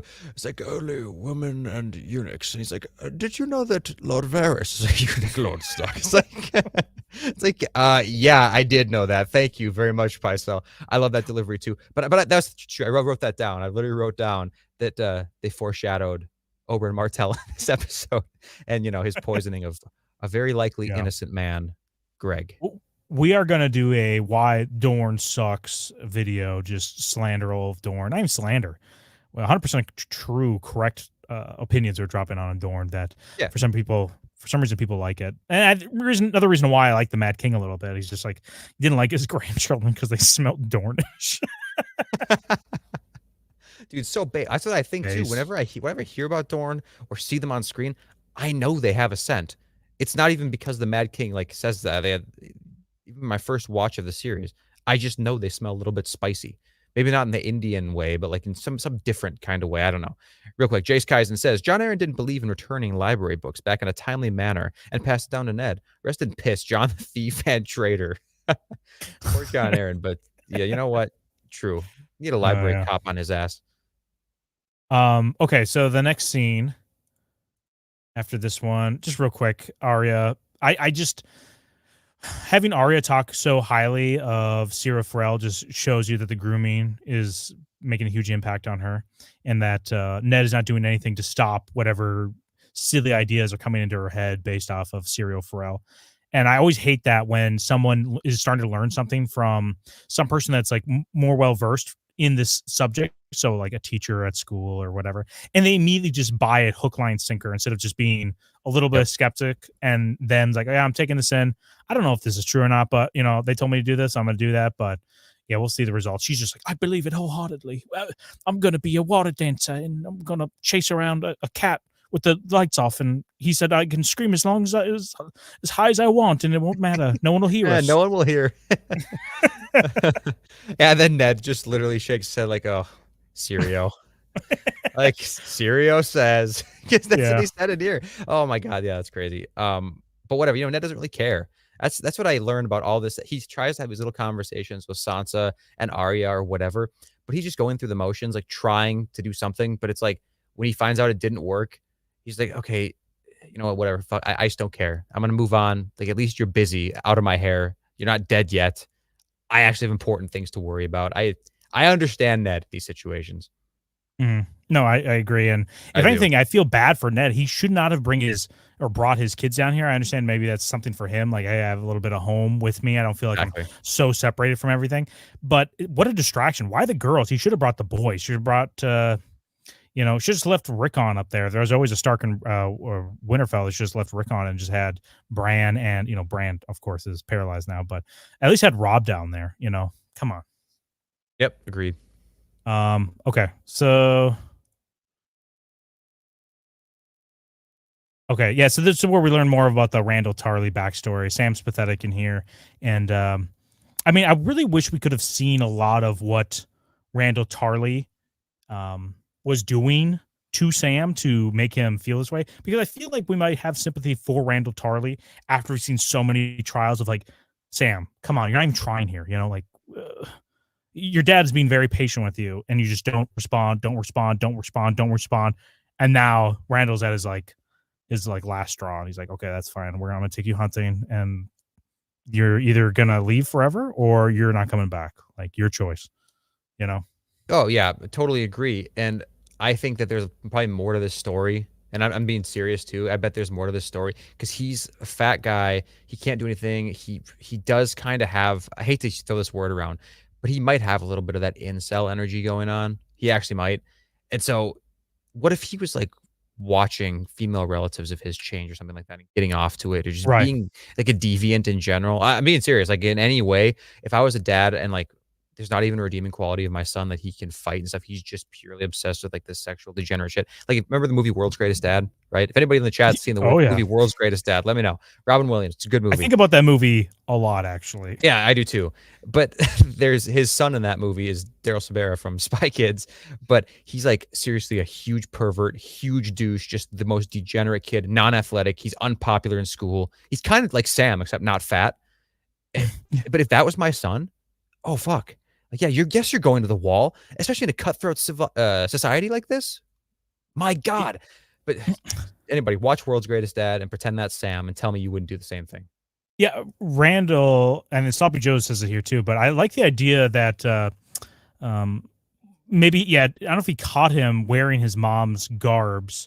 Underwear or something, right? But he did make him walk around the like whatever. I'm trying to remember the place is called Horn Hill. I think that's where the Yeah, it's Tarleys Hill. live. Yeah, he had to go around Horn Hill dressed as a woman, which maybe he's like, hey, do you feel comfortable? Maybe he was very progressive about the whole situation, but Sam is just so insufferable. Anytime he points him in a different direction, Sam just immediately implodes. Maybe that's the true origin of Randall.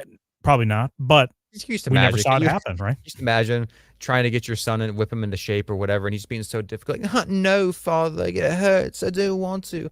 And he fucking drops a fork or something like that, goes to pick it up, and you see a big whale fucking thong behind Sam's thing, big shiny red silk thong, and your Randall Tarley be like, all right, that's it. That's it. You're going to the wall, dude. Like, I tried. Yeah. I tried my best for 18 years. You're going to the wall. Otherwise, we're going for a hunt, and it's not going to end well. Yeah, it's very unfortunate for old Randall Tarley. But you know what? I don't know what happened because the second one, his Dickon, whatever his name is, right? I think it's Dickon Tarley. It's Dickon, yeah. He worked out really well. So Yep, right true. on par. He's exactly what he needed. So I don't know what happened with Sam, but we're on Randall Tarley's side. He's a baseball boy that needs to be kind of held up to the highest standard when it comes to raising children in Westeros. Yeah, I mean, I tend to side with Randall Tarley. Like, I give him benefit of the doubt over Sam, of course. He's more capable, shows more. I mean, he's really well accomplished. It's hard to believe that somebody could have a status like Randall Tarley and a reputation like Randall Tarley and be a degenerate or a liar or whatever, but I just don't hold the same good faith. What do you want to say beliefs about Sam? Sloppy Joe's. There he is. We need a King of the Hill crossover. Is it Randall and Sam? Oh, that boy ain't right. This it's Sammy. Samuel. Oh. Okay, listen, Sloppy Joe's. King of the Hill sucks ass. I'm going to tell you that right now. King of the Hill sucks ass, but it would be a good crossover. It's actually a lot better than I remember it. But every time I'd watch it, it was like, yikes. But my wife had it on. Sorry for all those people who think me and Gay are actually gay. When my wife had it on, and I walk in, I was like, I hate this. And I started watching, I'm like, yeah, it's pretty funny. It's not as bad as I remember. So. Nope, it sucks. Greg says, if it was revealed neither Jamie nor Bobby were the father, who would it be? Pycelle, Sirio, Lancel? Listen, if you want my serious answer, Lancel would not be a bad guess. Because he's been around for a decent amount of time now. I guess I don't know if it's hard to, I don't remember how old Lancel would be in the books. Because he's a pretty young guy compared to Jamie. So maybe he'd be too young to be Joffrey's father. But maybe. Yeah, no, maybe I don't think so. Yeah, unless she's like a real PDF I don't know how he could have been, but maybe Tyrion. Crystal says, Chad Braindead Ned cannot read. You can hear him struggling to understand the words. Can only decipher the kindergarten words. Yeah, colors, hair, cat, etc. Yeah, exactly. Hair, black, yellow. Yeah, maybe John Aaron did not even come close to the same conclusion as Ned. Yeah, but Ned's stupidity just led him down that road. True. Your thought there. Already read. Oh no, we didn't read this. Sloppy Joe's again. Randall caught Sam wearing ladies' garments. Yes, absolutely. Big old juicy thong, showing off his ass, man. Dude, Sam's got a dump truck. Yeah, I bet Randall saw it and he's like, "Damn, that is a fat ass." He's like, "What the hell? Stop, my son, Sam." Oh man. Or no, maybe he walked by. He's like, "Damn, that looks good." And he's like, "Oh, it's my son." Listen. Oh no. Their personal story again, but I have a friend, John. No, his name's not John, but it's his dad's name is John. I don't know. It's a weird situation, but he. Oh, I know what you're talking about. Yeah, you know what I'm talking about. My friend's dad complimented his own son's ass to me. Okay. Yeah, he's like on your side. Is confiding in you. He pulls me aside. And he says, "Hey, well, his name's my friend's name is Matthew, so I can say his name, Matthew. It doesn't matter. He's never gonna hear anything, but whatever." But he's like, "Hey, Matthew's got actually a nice ass." He said that to me, and he's being a sincere guy. He's not a funny, jokey guy. Hold on, he said Matthew has a nice ass. What? No, this guy. Okay, let's real quick. This guy, yeah, is deranged. This guy's schizo, right? This guy went over to his friend's house with a shotgun one time and said he wanted to go to heaven with him. So He's like, I got a It's one-way true. ticket. Me and you both, baby. Let's go tonight. So this guy wasn't right. But yeah, for whatever reason, just took you aside and said, yo, my son's ass is chef's No, he kiss. didn't say it like that. He didn't say it. Well, he was wanted much to say it. I said, if he said that, that would have been less weird because it's like kind of funny and out of out of left field. But instead, we were just kind of talking. I was helping him move some stuff out of his house, and he goes to me, I would never tell Matthew this, but he's got actually a nice ass. I'm like, You know what I why was would you thinking? What? When you bring up this story about here's some more Unius lore dropping for everybody.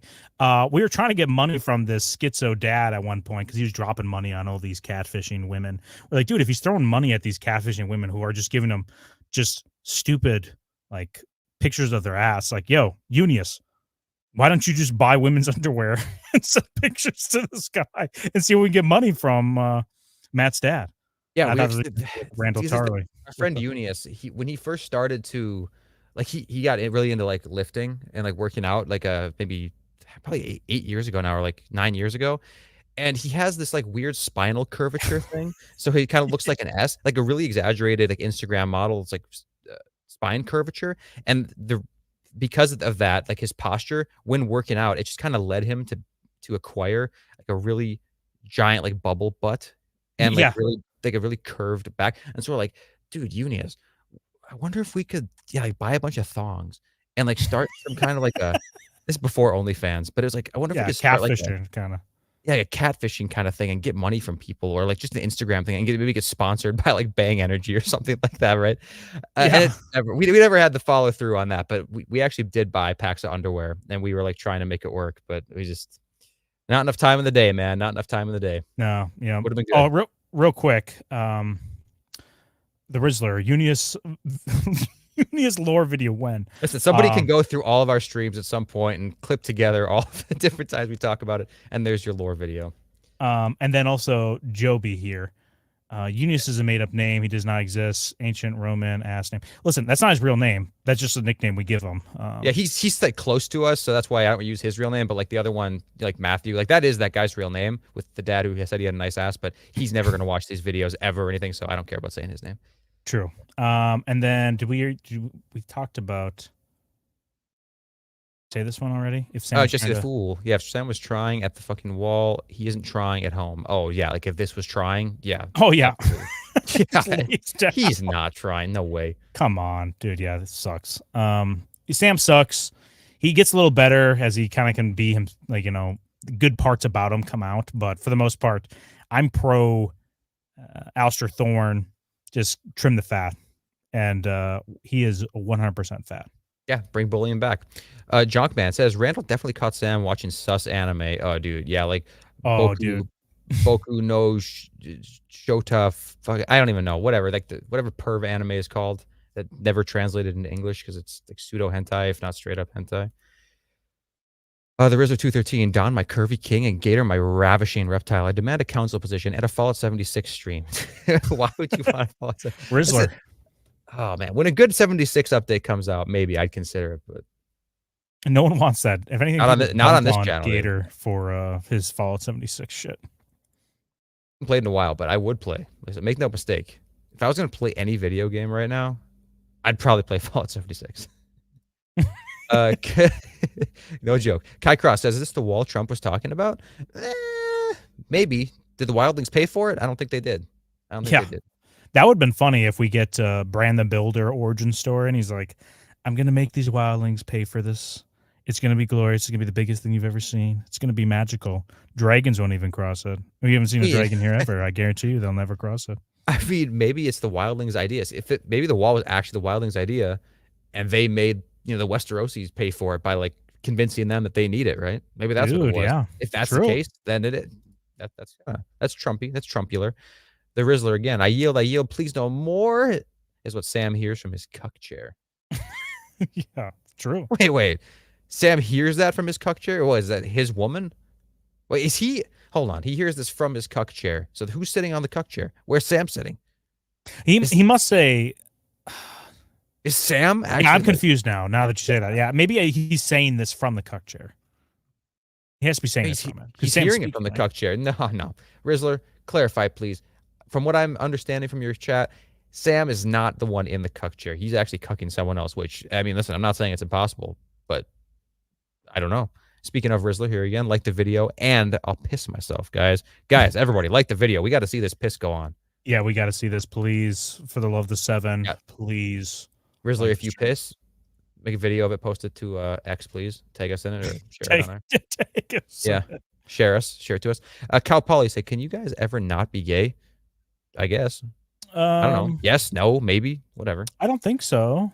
Or when were we Never gay? tried, but yeah. Oh, and getting your friend to dress up as a woman to make money, that's not gay at all. That's a grind. Oh, is that the gay thing?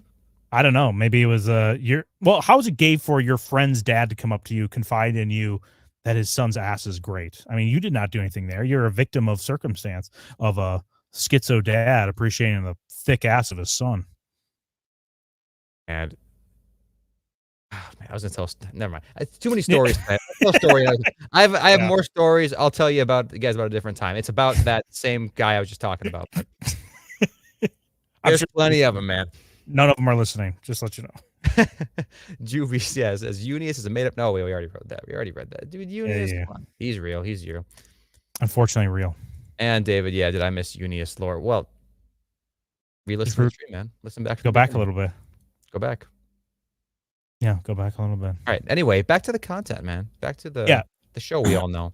So, down up at the wall, going back down to, I think this is, you said, one of your favorite scenes of this episode. Littlefinger and Ned walking through, talking a little bit about Hugh of the Vale, kind of give him some information, but also just give him the lay down of how many spiders are crawling around here, and you don't even notice them, Ned. What's that? Did you say? Yeah. Oh, okay. Sorry. We might be in a little bit of delay. No. I don't think so. It sounded like you cut out a little bit at the end of your word, but yeah, dude, this is one of my favorite scenes in this season, actually, just because it's just so beautifully shows how volatile King's Landing is and how what do you want to say, corrupt it is. Like people just doing everyday things, like look, they're people watching. They're all working for someone else listening. It's kind of like in John Wick. Remember at the end of John Wick 2 when what's his name, the head of the Continental or whatever, snaps his fingers or claps his hands or whatever the fuck he does. And every single person stands up and leaves there's so much control going on. And in there, it gets ridiculous because everybody is either an assassin or works for an assassin firm. But in this, it's super intimidating because Ned is not used to this kind of environment at all. This is not a world he even thought existed, at least not to this extent. And it would be extremely intimidating, man. If you were Ned right now, how much would you be thinking back on the last few days you've been here or weeks or however long it's been? You'd be like, okay, fuck, what did I say in front of who? What did I reveal? Just trying to be a Chad, like an idiot. What did I reveal to the wrong person? Now everybody knows. I would be freaking out, dude. Yeah, it sucks because now you can't really confide in anybody. Anything you're saying, someone could overhear. You're probably constantly on edge and paranoid now. Like you said, now you're thinking back of all the things you might have said. Yeah, this sucks. And Ned does not have the proper infrastructure around him to, isolate himself or at least give himself some insulation from all of the threats around him. I think a really good comparison we get to see, and I like it in, because we get book 1 to book 2, so it'll be season 1 to season 2, is how Tyrion deals with King's Landing as soon as he's brought in as the acting hand, because I think Tywin is basically the hand at that point, but Tyrion has to be down there for a little bit. And Tyrion just kind of wrecks shop, or at least kind of identifies the spiders, who's telling him who. Ned is just so out of his depths here. And I like that Littlefinger in this scene says back to Ned when Ned says, "Oh, I should have trusted you, Littlefinger. I kind of doubted you." And he's like, "No, that's actually the most smart thing you've ever done is doubting me." And it turns out if you would have just kept doubting him, maybe you'd be in a better spot, aka not dead. And this episode 2, or this whole season so far, where we've seen Littlefinger, it makes me like Littlefinger so much because I think I mentioned this in the last stream too, but Littlefinger is a good contender to be the Act 3 final human villain, right? Of Song of Ice and Fire universe.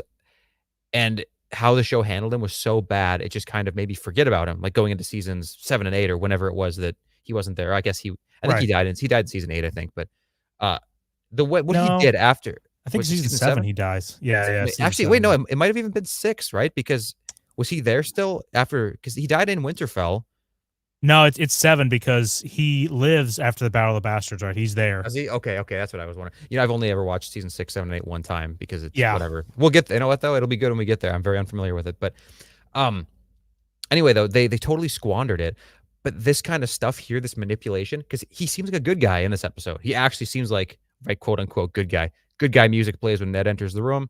Littlefinger is sincerely helping Ned at this point, or at least it seems like he is. He's telling him good information. So it's crazy. And then later on, we just see how much Littlefinger can manipulate these little betrayals and these big betrayals, and then like, eventually doing nice things for Sansa, at least supposedly. But is it really just to, make him look good in the Vale? It's just such a good, complex character, and I love seeing him on screen. I love all of his scenes. Yeah. This And is also another good scene. great casting and kind of the shape language, which is a big thing for me whenever I'm watching stuff. Reason why I hate The Witcher and a lot of these other fantasies is they just hire for like, it seems like diversity's sake, because if they really wanted to hire someone that looked the role, they could. And with Littlefinger here, perfectly cast, very angular features here. He looks sinister, looks like he could betray you at any point, and the way he just acts is great. I love Littlefinger's casting, and he's way better in these scenes here than he was earlier on. I think when we first meet him in that council meeting, he's just so over the top that I'm like, yeah, I'm glad it's a little toned down, a little more calculated here, not so like, yes, Ned Stark. Last time I interacted with a Stark, they left a scar on me, and that is the reason why I wear collars. And I love your wife. All right, I can sit down now. We did get a lot of that in the last episode, but yeah, you're right. Yeah. Okay. It's done. It's over. Anything else you want to say about this scene before moving forward? Nope. Let's roll. We're going to get a picture of Hugh of the Vale, which is the actor that plays Tywin and Jason Lannister in House of the Dragon. So one of the characters they reuse here. And I really like him in House of the Dragon, so I'm glad they reused him. And he's just in one episode. I want total of 60 seconds of screen time, maybe. And did you finish or no? I don't know. I don't know if I started the time right. Yeah. I could have been like actually 2 minutes, a little bit over, but it was pretty close. So okay, that's not bad. I got to put up cameras, or at least do it in the bathroom, so I have the toilet cam whenever I'm doing it. So. Right. I didn't do it this time. I had to, I get road rash, right, if I do it too much. But I thought that this scene was good too. I like his performance in here. He just comes off like an insufferable fucking guy. Which is good, I think. It just adds to the little comedic aspects of the intrigue that's going on, because you feel so bad for what's his name, Jory, right? You feel bad for him here, because he feels like he comes off very powerless. In the next scene as well, when he goes, or I don't know if it's the next scene, but it's or when does he go see Jamie? Did that already happen? I can't remember. No. I watched this a few days ago. A little bit. Yeah, right. When he goes to see Jamie, he tries to deliver that note, to Robert from Ned about everything. And Jamie just won't take this thing. It's like, dude, Jory, you're kind of useless here. Even though he shouldn't be, everybody is just such this ego complex about him. I'd be so pissed if I was in a place that's just so unworkable. But yeah, it's a good scene. Good scene. Then we get Ned down there talking to Gendry within, I think, Flea Bottom, or at least whatever area this is within King's Landing. And the scene's okay. I wish he was a little bigger, and that's what I think I have an issue with a lot of the casting. Like, I wish, Robert was bigger, Renly was bigger, Gendry. That way, when you see them, you're kind of like, damn, this definitely is a Baratheon. Because do you get anything of this guy that he's a Baratheon other than like Ned's reaction? Definitely not. And he's assertive. I like that he's kind of like willing to stand up for himself or whatever. But I feel like that goes away later on in subsequent seasons and even episodes maybe. And it's the same kind of thing with Jon Snow, right? Like season 1 of Game of Thrones, Jon Snow starts off kind of assertive, and like we see in this episode when he goes in the middle of the night and puts that, Jussie Smollett noose around that grapist guy. And he says like, hey, you're not going to touch my fat boy anymore. He's mine. Jon just doesn't do that kind of stuff later on at all. He's not like leading this little band of misfits like he is in this. And I think that's really cool. And Gendry isn't exactly like that. But again, he's being a little more sort of standing up to the hand of the king here. Like he knows who Ned is at this point. He's being told. And he's like, no, fuck you. Like, this is my helmet, which is, dude, kind of a petty hill to die on. But still, I like that he does that. I wish he was bigger. I wish he was jacked. Like, honestly, add like 45 pounds of muscle to his frame. That's what I want. Well, he could maybe stay this size. But if you told me he was 10 years old, then I'm like, damn, that's a big boy. Hey, you just turned 6, my lord. Like, whoa. he's just about to start his bleeding. You're like, bleeding? What the hell's going on down here? It's my helmet. It's like, okay, never mind. Forget I asked. I think people had speculation because the Cersei child that we have in this TV show is not in the books. Like Cersei never had a child with Robert. At least is mentioned ever within within the books, right? But in here, they created the show only child that Cersei had with Robert, or at least that she's tells Cat. And yeah, people were like, "Oh, Gendry's mom had blonde hair. Maybe he's actually the boy from that birth." But it's like, no, that makes no sense. Like, why would he have memories of her singing to him if it was like right after birth the child died? And also, it just this whole thing is just to show that Gendry's mom had blonde hair. Gendry doesn't have blonde hair. The seed is strong with the Baratheons. He's a Baratheon. I don't even think of the Cersei's kid thing. I think it's contradicted even in the same season, doesn't it? Because doesn't Cersei later say that she never even had sex with Robert? That she only yerks him off or whatever when he's drunk, or maybe that's just, I guess, a more recent thing. I guess, but yeah, because I'm pretty sure that's the whole deal. It's like, well, no, we couldn't have conceived a kid because I just give him a herky jerky, handy or whatever. And he gets so drunk anyways, right? Yeah, he thinks we had sex. So, Rizzler says Chad Edric Storm is greater than Virgin Gendry. 100% agree. Yeah, 100% agree. Like if Edric Storm, I'd be okay if he was legitimized. Gendry, no, not so much. Sloppy Joe's said Littlefinger's head was probably in the Pusey clouds in season 7. Yeah, I mean, for most of the show, in hindsight, I think it was. If you go by, again, the show continuity, which is too bad, but Littlefinger, huge wasted potential there. Rizzler, Macro Nation and Micro Nation shaking hands. I don't know about that. I don't know. The Micro Nation is not willing to make concessions. We'll just say that. It's if the Macro Nation wants to come together, they're going to have to make some serious compromises. David says Gendry is very mid. Yeah, he is super mid. I want to see him big. I want to see him strong. Or like Don said, like if he's 10, pretty impressive. Yeah. Oh shit! I just exited out of that last one. I double clicked somehow. I think it was this, right? Noble Walder, which is with using his members only super chat, which is far superior to a regular super chat, of course. Hire Gendry to begin production for Hilts to sell. Yeah, it's a good idea. And just to remind everybody of our pipe dream in the future, if we have enough subs and enough views to actually make enough, money on this channel to like make real merch and stuff for you guys, we would love to make our hilt from our logo, our hilt shirt, to like really make it fancy and make it an actual leather bound, real forged production line of swords, which it's actually pretty easy to do if you have the factory connections to do.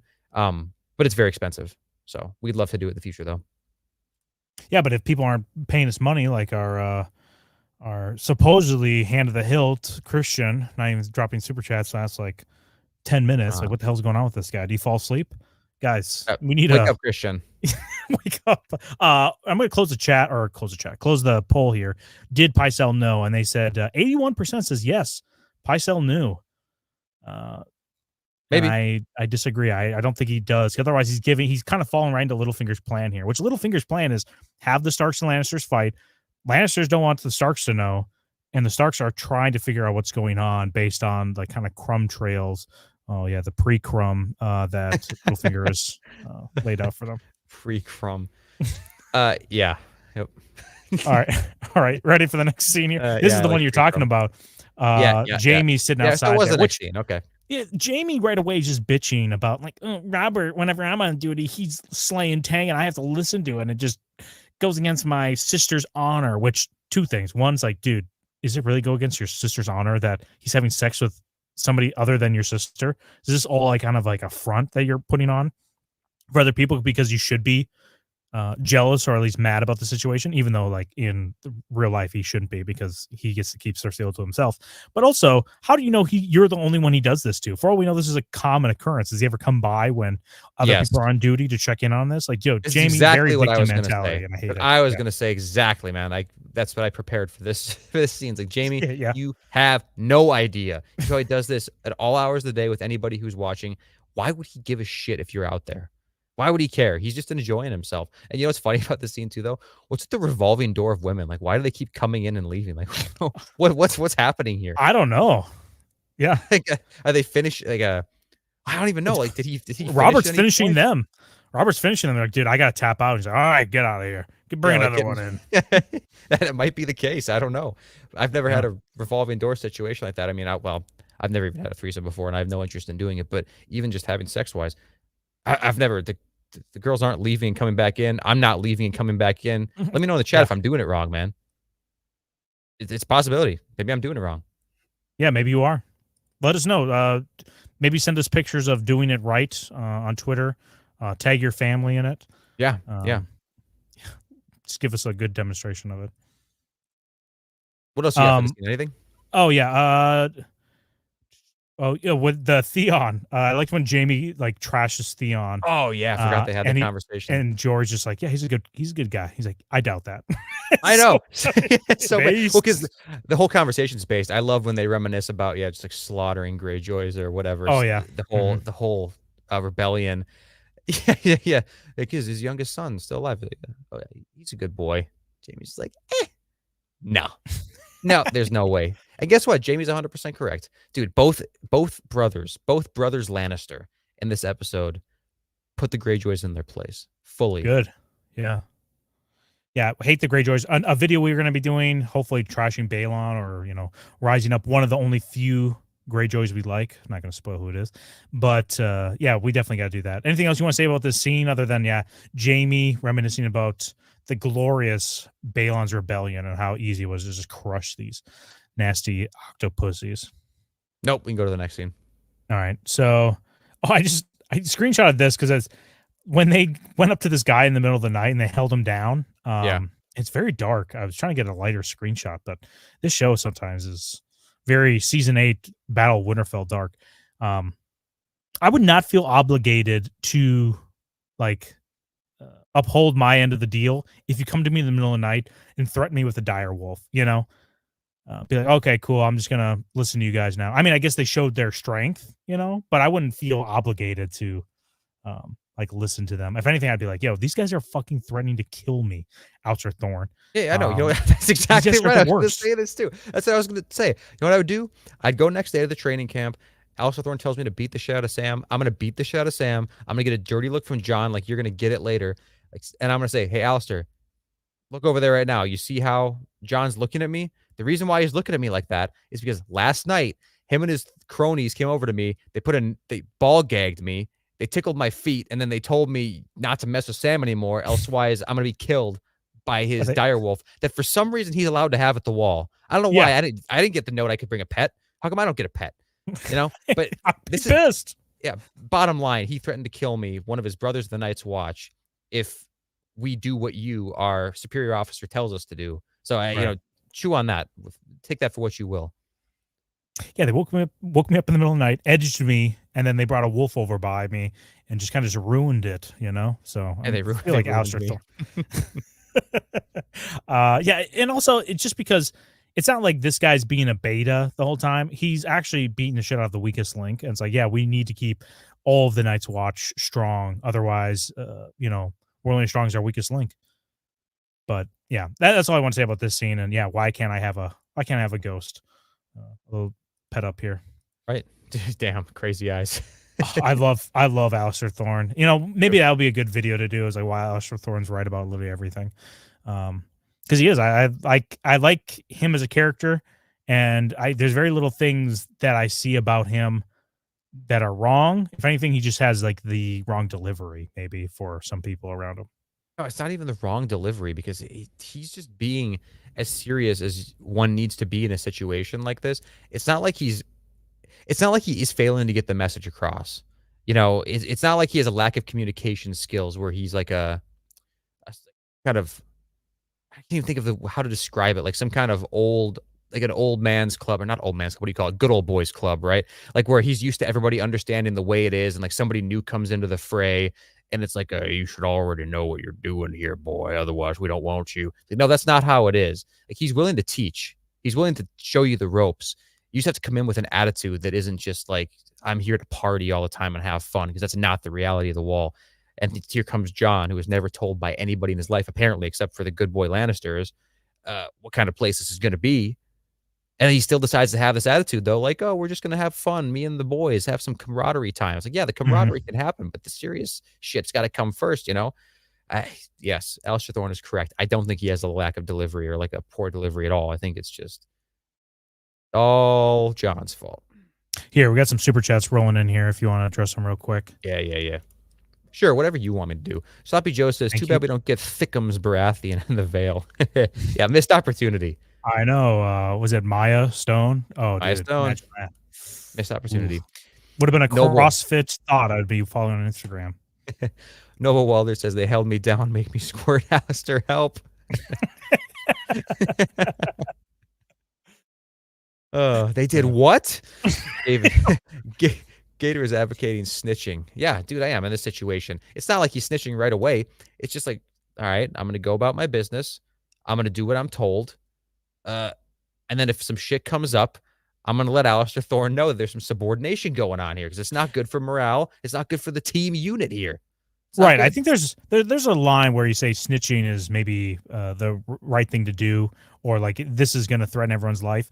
If you had it where Sam was somehow eating a lot of the food, and we actually are good on food, it's just kind of inconvenient that he's doing this. Like, dude, he's eating all this food. Someone's got to stop him. Snitching on that, it's like, yo, why don't you control it yourself? But when it's 3v1 with a dire wolf, it's like, dude, and they're doing something to protect this disgusting member of the Night's Watch that just wants to sit there and cry instead of actually fighting back. Right. You might have to look to that guy to your left or right for your life. And it might be Sam, right?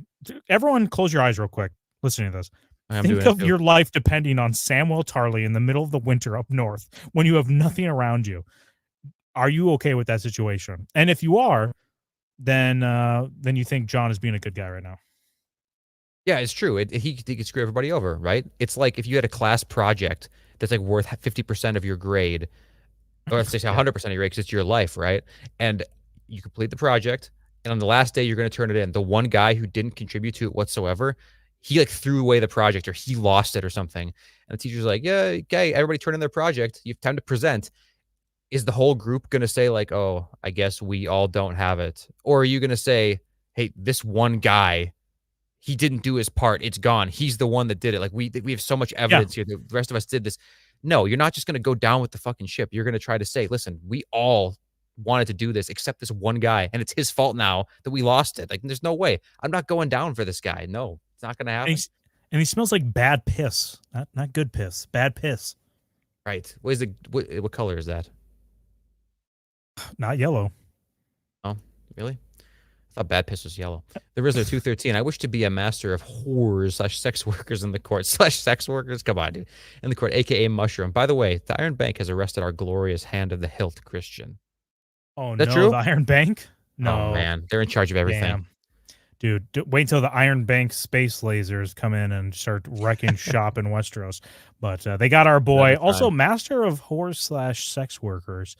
Yeah, love people defending sex workers in the chat on our last video, or in the comments, I should say. But yeah, Rizzler, if you want to be AKA Mushroom, you should be the court jester or whatever, which is something that I guess they really don't show in the main series here in Game of Thrones. You got to make us laugh, though, man. You got to keep that comedy up. That's the stipulation for that one. Junkman, the Lannisters and the Stark should have put aside their differences and sink the Iron Islands once and for all. I hate them so much, they smell. Yep, they do. Yeah. Agreed. That's the reality. Hard truth there. Ver 2021. Have you guys listened to the Hedge Knight audiobooks? Vizzy 3 is the narrator. Dunk remarks that the little Walder is the ugliest child he's ever seen. I listened to the audiobook of the Hedge Knight, but it was by like some random person on YouTube. It wasn't the official one. So no. And I think that's just Duncan getting jealous of the BDE we get from Walder Frey at a young age. Like, damn, this guy's gonna fuck so many women at a old age too. So virile and great. Yeah, it's MDE, by the way. That's what you meant, I think. Micro. Sorry. Yeah. Sentient dildos. Hashtag save Christian. Hashtag end the Fed. Jogman 199. They could use Sam as Twan as a Twan. Hold on. Google time. Should I go incognito for this? You should probably share your screen though. Incognito, share your screen. Oh no, is this kind of some kind of Chinese food? No, I think maybe he means tauntaun, like from Star Wars. You know, like cut it open Oh and stick yeah, just on snuggle Hoth. up in there Yeah, like a sleeping bag. Oh, tauntaun, yes. If that's the case, sure. yeah, that might work. I don't know how long And it'll stay warm though. IJP, our mod. A moment of smashing the like button for Christian. Yeah, dude, smash the like button for Christian. For us, who gives a shit, man? Just smash it. The likes and the views should be equal at all times. The Rizzler 213. I set the position and will piss myself if I get the stream to 300 likes. Yes. Thank you. come on, everybody, please, for the love of the seven, get this man to start pissing. Hit the There's like only button, so much please. edging we can take, and you know, him pissing is like the kind of thing that's going to push us over the edge. Okay, Please, God. So I think this next scene is Viserys freaking out at Danny for sending that Crazy eyes prosty again. over, right? What's that? Say crazy eyes again. Yeah, crazy ass. I love this shot here. I was like, yo, this is so good. He's like, do not wake the dragon, which he's warning her, being very, clear with communications of not waking the dragon. And yeah, I do like how Vizzy 3, even at this moment, is just like, dude, you send me these whores, you're gonna make me wear their clothes. It smells like shit. I hate this here. I want my army. And yeah, Danny has to stand up to him, which is very cringe. And V3 needs to be dropping his commands on his underlings, and they just don't seem to be respecting him. No, but she doesn't stand up to him. She can't do anything to him except for because she has two bodyguards. One's a mongoloid and the other one's Jorah, a simp. He's a simp and a retard as her bodyguards. That's the only reason why poor Vizzy 3 can't get shit done. You know, he's malnourished as hell too. He can't even like take advantage of his high tea because they starve themselves here for some reason. Like they have a ton of horse meat, sure, but I don't think he's getting any. As soon as he made this deal, called the Tel Drogo basically just, shit in his soup from day one and said, like, yeah, I know we made the deal. I get your sister, you get my army. But guess what? I'm gonna get your sister and you don't even get my army, which is I don't know if I need to say it. A terrible deal. And Yeah. he's just been, taking it in the ass this whole time. I don't blame him for anything he does. Yeah, it's like one of those classic was that meme where the guy with the big chin, he's like putting his hands together, he's like, you receive I yeah, get yeah. your daughter, or I get your sister, you get the what do you want to say, tour guide of the Dothraki Sea, to the point in which you want to basically commit seppuku in front of everybody. Right.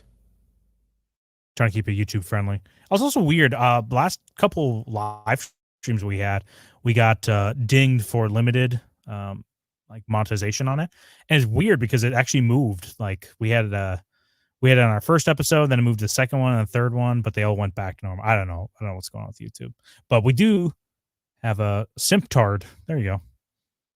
Yeah, That's a basically. good description of that. Got a couple super chats here. Jace Kyson says, Sam is a definition of dead weight. Feed him to the walkers and there wouldn't be another long night for a millennium. Yeah, true. Yeah, be satisfied, right? True. Yeah. Can you imagine undead Sam? That's Oh, a dude, scary that thought. is That's a scary thought. that is scary. Be the new Night King, man. And then Noble Walder says, it was an assassination attempt by Danny. Every second with a Dothraki could get him an STD or worse by proximity. Vizzy has the right to be offended. Yes, he True. I mean, even without that amazing explanation, which is totally legitimate, he has not had a single thing go his way this whole time, and he has held up his end of the deal every step of the way. Every step of the way. It's justice for V3. It's cringe too, though, as like you're going through this and you just realize like, yo, this is actually like a shitty situation we're in. This culture sucks. It smells out here. And then you have your like space cadet sister who's like, I actually like it because it's different from what we came from. Like, I just like it because it's like, I don't know. It's like one of those women that you think, or that they think they can travel the world and go anywhere they want and not have any like negative ramifications from other cultures that want to harm them and, potentially use them for nefarious reasons. That's what Danny comes off as right here. And Vizzy 3 isn't maybe looking out for her, but he's looking out for his goal. And he's like, yo, what are we doing here? Like, we're supposed to be getting Westeros back, and you're just like, playing house with these savages. They suck, Absolutely. dude. Absolutely. It just depends on whatever she's feeling at any given time, which is, here's okay, a little Unius lore for you guys, a little bit. So Down boy, Oh. you know Eunice is off again, on again. Yes, I know. Who's now morbidly obese, but didn't used to be. She used to be like in Is fine shape. Samwell Tarly, Yeah, but it's a woman. his Samwell Tarly. Yeah. Samantha Tarly. Yeah, If there you go. anybody's ever seen the memes of, Oh it's like my goodness. I know what you're what? talking about. It's like the a girl. big, yeah. Yes, I know. It's The- like the an soy NPC. jack. It's like an Yeah. NPC face, yeah. But it's like a big morbidly obese girl, and there's like a guy like hitting it from behind, right? And there's Who's like a way smaller. Yeah. way smaller. And then there's like one of those hippie like drug rug Yes. tapestry things on the wall and like Christmas lights in the bedroom. It's like that. That's exactly her. It's crazy. She like listens to Hassan Piker and shit like that, but she has no views of her own, right? The other day, Eunice was telling me, because he tells me like everything she says, right? And Eunice asked her for some reason, like, hey, what's your opinion on like migrants at the southern border, like coming in illegally? And she says, I'm just imagining like kind of like the Dothrakis, right? And she goes, well, I've known some Mexican people and I like them. So I totally understand they want to have a better life. I don't have any problem with them coming in, whatever. But then she actually had the self-awareness to follow up and say, I'm dead serious. But she said as a follow-up, but if any one of them ever crossed me or did anything wrong, I'd want them all deported. I was like, well, how could you possibly have those two thoughts at the same time? That's Yeah. got to be Daenerys. If somebody crossed her at this point, or like if Khal Drogo, let's say, like, I don't even know what he could do at this point. Like, kind of just revert to his old ways, maybe treat her like a sex slave or something, right? Like, just start treating her like Yeah. shit. Something tells Right. me this whole culture would be out the window for her, and she'd be crawling back to Vizzy 3. Yeah, they all want to be part of the culture until they get a black eye and they realize they're being left alone because they're just a used piece of ass now. But Black guy Yeah. by a black guy. let's go to the next topic here because we got Vizzy 3 all done here. Go to Sam and John here, and I got this screen. See if I can maybe take this overlay off. That makes it a little better. I love the Julius and shot your of brother. these two. I know, dude. They Alistair Thorne walks in on him, and look at the way John's grabbing it. See if I can even make it full screen on here. So he's gonna pick him up. Yeah, he's grabbing him by the tits too. Give him like a titty twister. It's such a funny they get walked in on there. I love it. It's a great. It's good that they're showing like actually how guys would be, like kind of messing with each other like that. But I actually like this scene a lot for for many reasons, and one of them is one of them is Sam talking about like, oh, you're skinny and good looking. That's all what women want. It's like, dude, you have no idea what women want if that's what you think women want. Women want men with confidence, with status, and you being potentially the Lord of Horn Hill could have been something, even if you were like fat and strong. Like, look at Robert. I mean, Robert has like the credentials out the yin yang, but Sam could have had girls come up to him, or at least one good girl his father could have gone for him if he actually put effort in other areas in his life. But instead he's just like, no, I just want women to come crawl over me and I don't want to do any work. It's like, dude, Sam, you're so pathetic. Yep, it's true. Imagine being Alistair Thorne too, walking into this after these guys have given you so much trouble. Like, just not even, it's not like high scale trouble or whatever, but it's just this basic shit, this clerical work that however many loads of degenerate Night's Watch people have come up here, unskilled people that Alistair Thorne has to deal with. He knows the drill. They all generally do what he wants. It's not a fun job at all. And here comes a group of them. One is probably the worst applicant they've ever had at the Night's Watch, which is Sam. And the other one's probably the best, which is John. But at the same time, they have made this process that usually goes really smoothly horrible for you. It's just way more of a pain than it has to be. And now you walk in on them doing this, just having the time of their life, fucking tickling each other in front of the fire. Yeah. It's like, my God, I'd be pissed. I would be so mad. And I I like how mad. Alistair berates them. But before we get into him, like, saying like, yo, do you have any idea what we're up against out there? I like how like Sam is joking around about, it's like, oh, you didn't know where to put it. But I think Sam doesn't even know where to put it. I think he's hoping John's like, I know where to put it. You put it right here. Exactly. And he's like, oh. But also Sam's like, oh, I like red hair. Sam, you literally like anything. You will take anything. Like when he also talks about, it's like, oh, was she old and gross? Like, Sam, you would smash an old and gross lady too. It does not matter. Any person that shows you affection, you would definitely smash. Was she nasty? Oh, dude, wrinkly. Fuck, dude. Slow down. Say it slower, man. Before we go into Alistair Thorne here, we got a bunch of super chats. I don't know if we've addressed yet here. Did we really? Oh yeah, we have 5. Okay, I'll read them quick. Rizzler said Viserys got decked by Dany this episode. He's no young Griff for sure. He's far too caring and merciful toward dumb, thick Dany. Yeah, He's True. no Blackfire, that's for sure. Greg, need how Vizzy 3 could have won the throne video, lads. Yes, and that will absolutely be video we do. No doubt. That'll Yeah, for for sure be real. video Yep. we do. Junk man, they could milk Sam and feed the whole kingdom. Yes, I would love to see Sam milked a little bit. You know, the self-insert, George. How have we not seen Sam's nipples? Yeah, for real. You Yeah, think that and George would give him like his dream nipples, like the most ideal, like supple nipples of any character? dude, literally control F nipples throughout a Song of Ice and Fire book series. I'd love to see every single quote in which he mentions it. Uncomfortably amount. Hey, speaking of nipples, let me know in the chat if you guys went to see The Substance. That like lowish budget movie came out the last weekend. Yeah. Thing's fucked up, man. It's a good movie. See it. Jesse the Fool says, I shouldn't say it's a good movie, but you should still see it. Jesse the Fool says, I hate how she says he doesn't deserve braids because he hasn't won any battles. If her barbarian didn't go barbarian on him, he would have won Westeros. Dude, true. His braid would have been as long as what? It could, like you could use his rope or his braid to tightrope across the narrow sea. True. If he was able to get over to Westeros. Noble Walder. John's been at the wall for 1 week. Already groping. Yeah, that didn't take long, did it? He's learning from his peers. So easily influenced. Yeah. Jace Kaizen. Eunice in a relationship with a book-accurate Rhaenyra? Unbelievable. Winter is coming. I'm packing my bags and going to man the wall. Book accurate Rhaenyra. So No, listen, no joke though, Don Boy. Because it's so funny about it too. She lives in the same building as you guys, right? Doesn't she? The other building, the other apartment building. We live in like these nicer apartments. So yeah, quick exposition here. Quick exposition. But this girl who's involved with Eunice hates my wife so much. Absolutely hates. I wonder what wife. she thought about when Eunice took her to that show.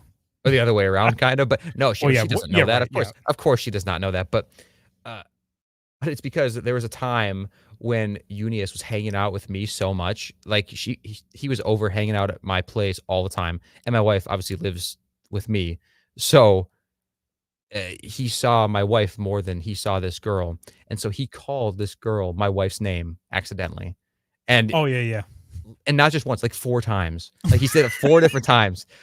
And so she just hates my wife with such a passion. But what's so funny about it is she's super jealous of my wife too, because like we live a pretty comfortable life, and she's like poor, I guess you could say. Yeah. But she is, even despite being poor, she moved into our apartment complex. Like we have like a nice like new apartment complex, and she moved in and she can't afford it. She's like living paycheck to paycheck just to try to like have somewhat of the same image, I guess. Anyway, the reason why I was going to say this is because I was looking out my balcony the other day and I saw her standing at the other building, like outside.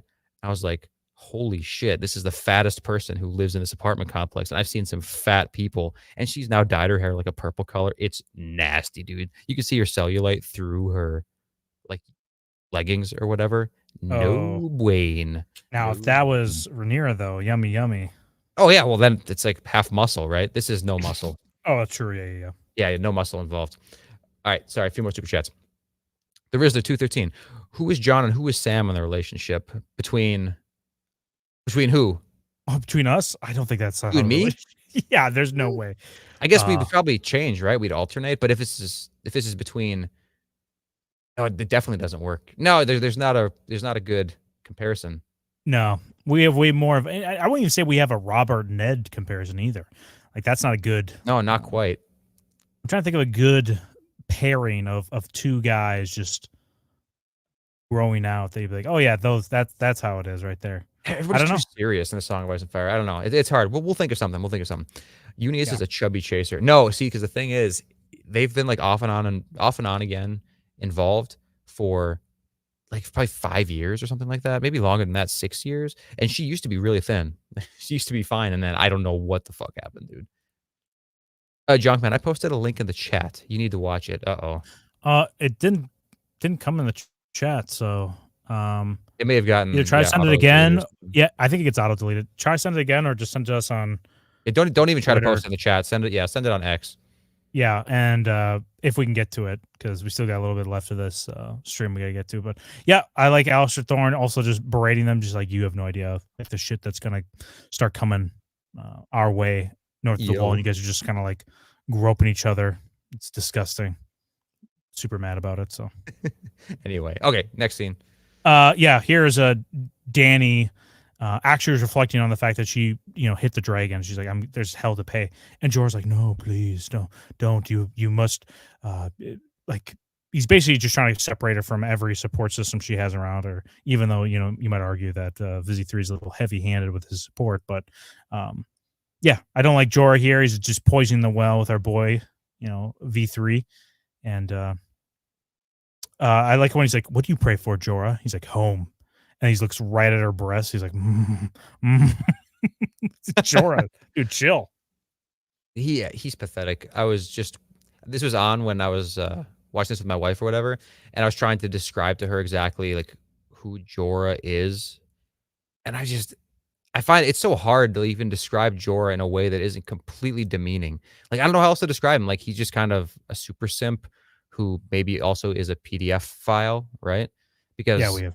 yeah, it's kind of hard to argue against that, but it is what it is. Sucks. This scene kind of sucks though too. I don't know.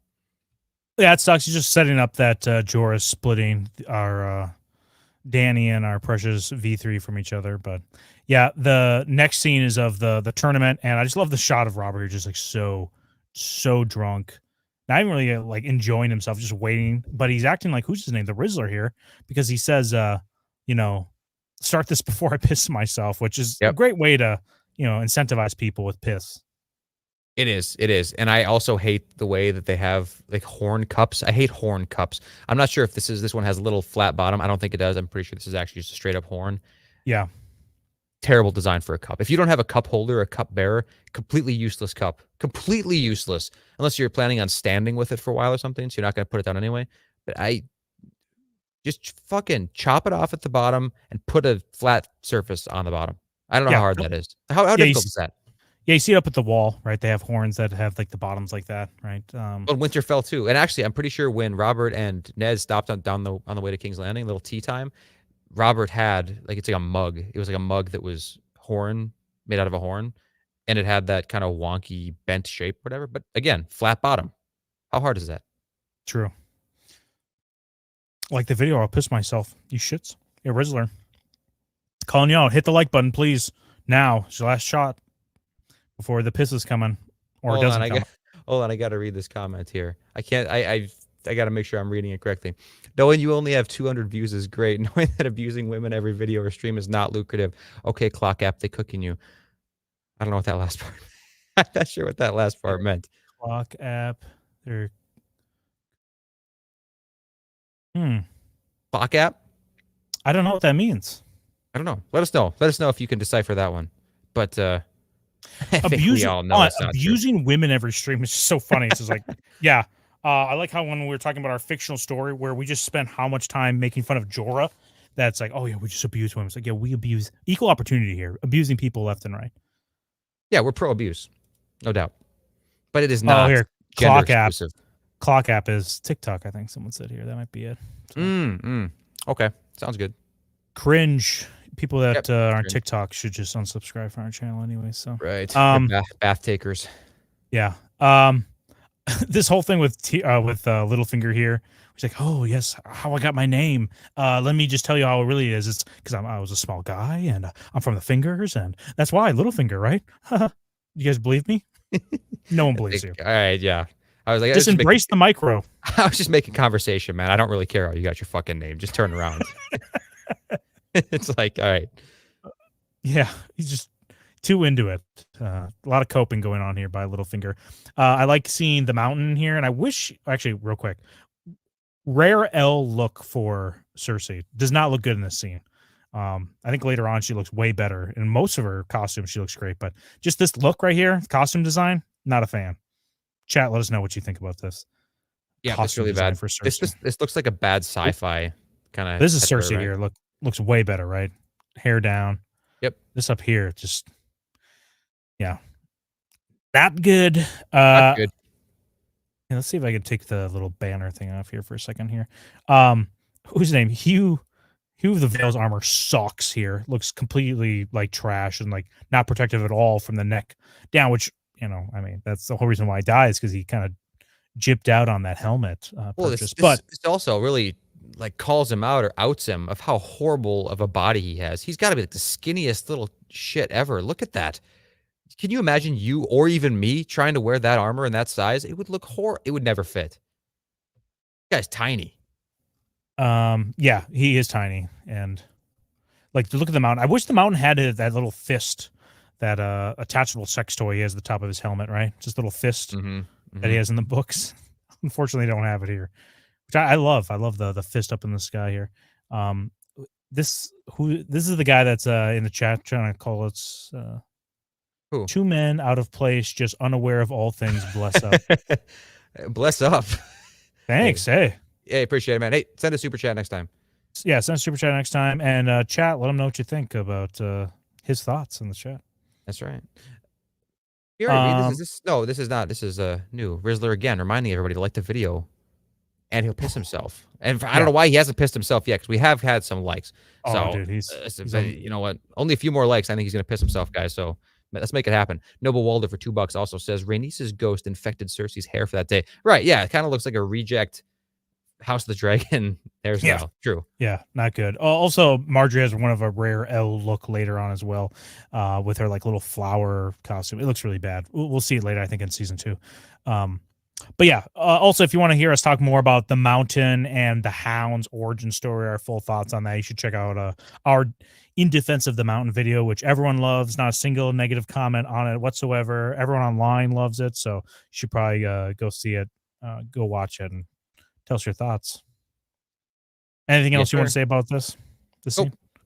Okay, so then we get Cersei and Ned here, and this interaction, like, not a lot really happens here, because basically they're just kind of wrapping or confirming to everyone that these two don't like each other. I think we kind of knew this. This scene was like the most unneeded one, I think, out of the whole entire episode. Yeah, they're just kind of going back and forth. It's tension building. Like Cersei says, "What are you trying to accomplish here, man? Like I know that you're onto something. I know that you know that I know that you're getting close to something." And it's not going to be good for anybody if you uncover it. But we both know that you're so honorable, you're going to do it anyway. So why am I even up here having this conversation? Yeah, it's True. bad. Useless. Yeah, useless scene. Nothing really is gained out of here, because like what really get from the characters and the plot? Really nothing at all. We kind of just already know all of this stuff. And that these two people know that about each other as well. It's not like they're on different pages. Now they're on the same one here. I actually like this scene a lot. The execution of, or the decision by Catelyn to do this is really dumb, but just the scene from start to finish, I really like. You know, Tyrion comes in, kind of talking shit. I don't know why he's like, "Oh, look at you." He's if Tyrion kept a low profile and didn't kind of like rub it in her face a little bit, he probably would have survived down here. And who's her name? Kat had no intention of capturing right away. It wasn't until he called her out that he's like, "Okay, listen, I have you all here. Let's just take this guy. Let's just take this little stinker and let's put him on trial." Yeah, I think it was a decent scene. I like the Braun introduction a little bit too. It's pretty. Well, it's obviously extremely subtle now. You'd have no idea that he's going to become a later important character if you hadn't already seen it. I like this. You know what I didn't like about it though? At the end, well, first of all, the Walder Frey disrespect that we saw. Catelyn opened up her mouth. She started the conversation and then chooses to ignore it. Like that's like, it's just disrespectful as fuck, dude. But when they all pulled their swords at the end and they all pointed at Tyrion, how long do you think they stood there? Because in terms of like cinematically in this scene, they probably showed maybe 6 full seconds of them just standing there with their swords out, and then the episode ends. Like, how long did they stand there in silence with their swords pointed? What were they waiting for? Are they going to walk a little bit closer? Yeah, they're all going to shuffle to the door, and everyone keeps their swords pointed. Right. Get them out of the door, arrest them, put cuffs on them or whatever, tie them up. Is that dangerous?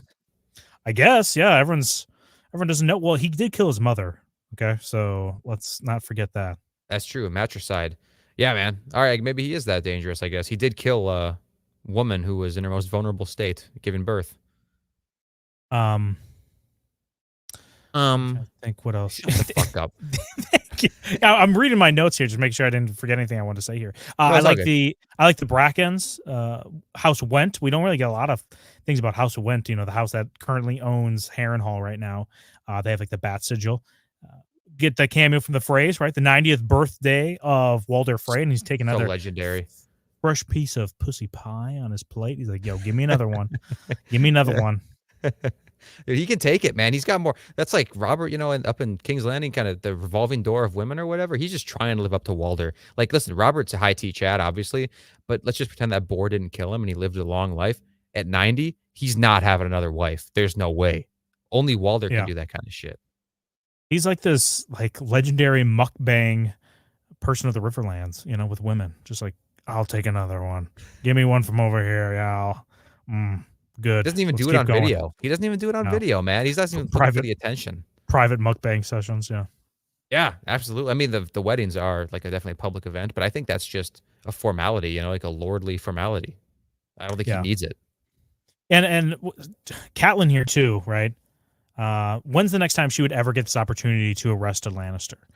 Never. I mean, this is a good time. If she was right, this is like a perfect play, but she's actually wrong. And this, if anything, like really sparks, Ned to be in a disadvantage within King's Landing, because if she didn't do this, Ned could at least kind of position himself better and maybe have more time to go about, shoring up alliances and things like that. But I don't know. Yeah, this Catelyn, if Catelyn wasn't like, we were thinking about doing a what if Cat died from the assassin, I think the Stark should be better off in the long run, in the short term. If Cat died? Yeah. If Cat died to the cat paw assassin in episode 2. Oh yeah, absolutely. But do you think, is there a chance? Let's go book lore though for a second. If she died right then, you think there's any chance that she would have gotten brought back eventually as Lady Stoneheart? I think no, right? The only reason why is because it was a location thing. Yeah, for sure. Okay. Yep. All right. So. All right. Cool. Going through some last comments I started here because there's no more super chats here. There's no more super chats. All right. What's going on, guys? Space Pope says Mountain Video on its way to earn a Nobel Peace Prize. A Nobel Peace Prize for ending the war in Ukraine. Yeah, come on, guys. That's not worth some super chats? Are you serious? Our Mountain Video is like... guys. No joke. Our Mountain Video is not our best video or anything. But when me and Don recorded that afterward, it was like the most fun I think that we had recording in a long time, because we weren't trying to do something for like, oh, this is going to probably be popular or whatever. We're just like, no, this is just going to be a fun fucking topic. And then it failed, so that's really discouraging, but whatever. But it's fun to try to justify actions that are preconceived as like 100% guilty. Everyone's like, yo, the Mountain did it. The Mountain's a horrible person. You're like, okay, but what if he wasn't? Is there enough room and space in there? We're basically playing defense attorneys in that situation. I think we got our client off. I think Greg is a good boy within Westeros, and people need to get off his ass. Oh yeah, we earned our 30% cut of that. Of those, what do you call it? Settlement money, right? Yeah. Tap 194 was a good ass scene though. He's talking about this scene? No, talking about the what's it called, Ned and Cersei scene, and then Tap. I don't know, man. I thought that scene sucked. Tap, are you a woman here? You don't feel appreciated in this live stream? Listen, if you want to be appreciated, you gotta send super chats. That's who we appreciate the most. People that drop money on us. No, but really, that's the only reason. I mean, we can't read every single chat in here because it's like, there's a lot of chats. If it's super, and we'll read it. Yeah. Or hey, become a member and you get a free super chat every month. So yeah, go ahead and use those, guys, if you guys haven't already. Well, not right now, because I think we're wrapping things up here with our episode 4 review of season 1 of Game of Thrones. And this episode was great cliffhanger too, right at the end. Makes me itching, like, ooh, what's gonna happen next episode? You have any predictions, Gator, real quick before we end this live stream? For episode 5. Episode 5. What's your predictions? What's gonna happen? I think Tyrion is going to stick his arms out because he's in this predicament, right? Stick his arms out fully, and he's going to start spinning them in little circles to the point where they're going so fast you actually can't see them moving, or they look like they're moving in slow motion, kind of like a fan does, right? But then he's going to suddenly engage all of his muscles around his shoulder girdle, and he's going to stop his arms in place so that they are still, but the momentum from the arms spinning is going to still be present. So then his body is actually going to start spinning around like a really fucking fast. You know what I'm saying? Yeah. He's kind of like, what's that Pokemon? It's like an elephant-looking Pokemon that rolls. Or no, maybe it's it's that milk. Maybe it's a cow one, Milk Tank or whatever. Maybe that's the one that rolls. I was thinking of either way. He's going to take out everybody in the room from rolling around and moving super fast, and then he escapes, goes back down to King's Landing, tells his siblings what's going on. Hey, the Starks tried to arrest me. Luckily, Ned Stark's in King's Landing right now. They go to confront him.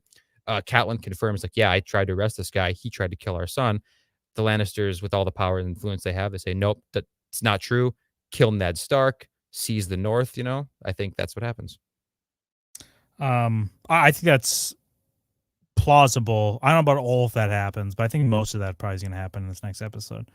Oh, hey, So I'm looking no on joke. X because It's Donphan. Donphan is the Pokemon I was thinking of, but I think Yeah, there you Miltank go. is the like classic one that does the rollout move.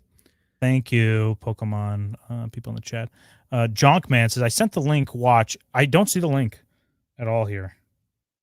I'm on X. I don't see it. It's on the chat here. Try to find. Donphan is Pokemon. See the IJP nude as well. You idiot. Of course, No, IJP knows. that Kick his ass at Sparking Zero. Jonkman is sent us a link. Yeah, Sparking Zero. Also, you're gonna get your ass whooped. IJP. So just get ready for it. So. Play Turles and kill any character you have. Jonkman, just send it to us. We'll try to figure it out for the next stream because you sent super chats for it. So we're definitely going to watch it. Just remind us and we'll try to figure this out logistically. But we got to get off here because we both got to get up early for work tomorrow. But anything else you want to say here before we wrap things up? No, man. We'll see y'all next week for this here episode 5 Game of Thrones rewatch. Rewatch and Rewatch and retard. Yeah, there you go. Also, right after we end this video, please comment on this video. It helps us out in the algorithm as well. Trying to grow this channel. If we do this full time, dude, more content coming your way. Yes, help Boys us fund and our girls. production line of hilts for you. Well, hilts and swords. You can kill each other with them. Okay, That's so the dream, right? comment. What would you want to say? What should they comment? Something about Sam Tarley? Yeah, comment something about Sam. Positive, negative, like if he's cute, if he's, whatever. Or actually comment what you would do if you had a child like Sam and assume that he's like a pervy, like disgusting dude who wears your wife's underwear and shit. Okay, sweet. Thanks for coming. Hail Hilters, right? Hail Hilters. All right, later, guys.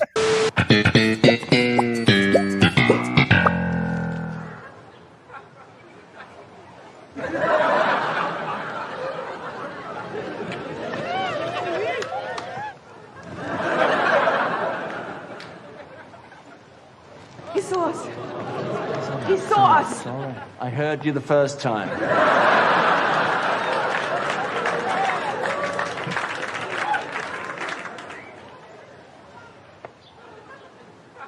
The things I do for love.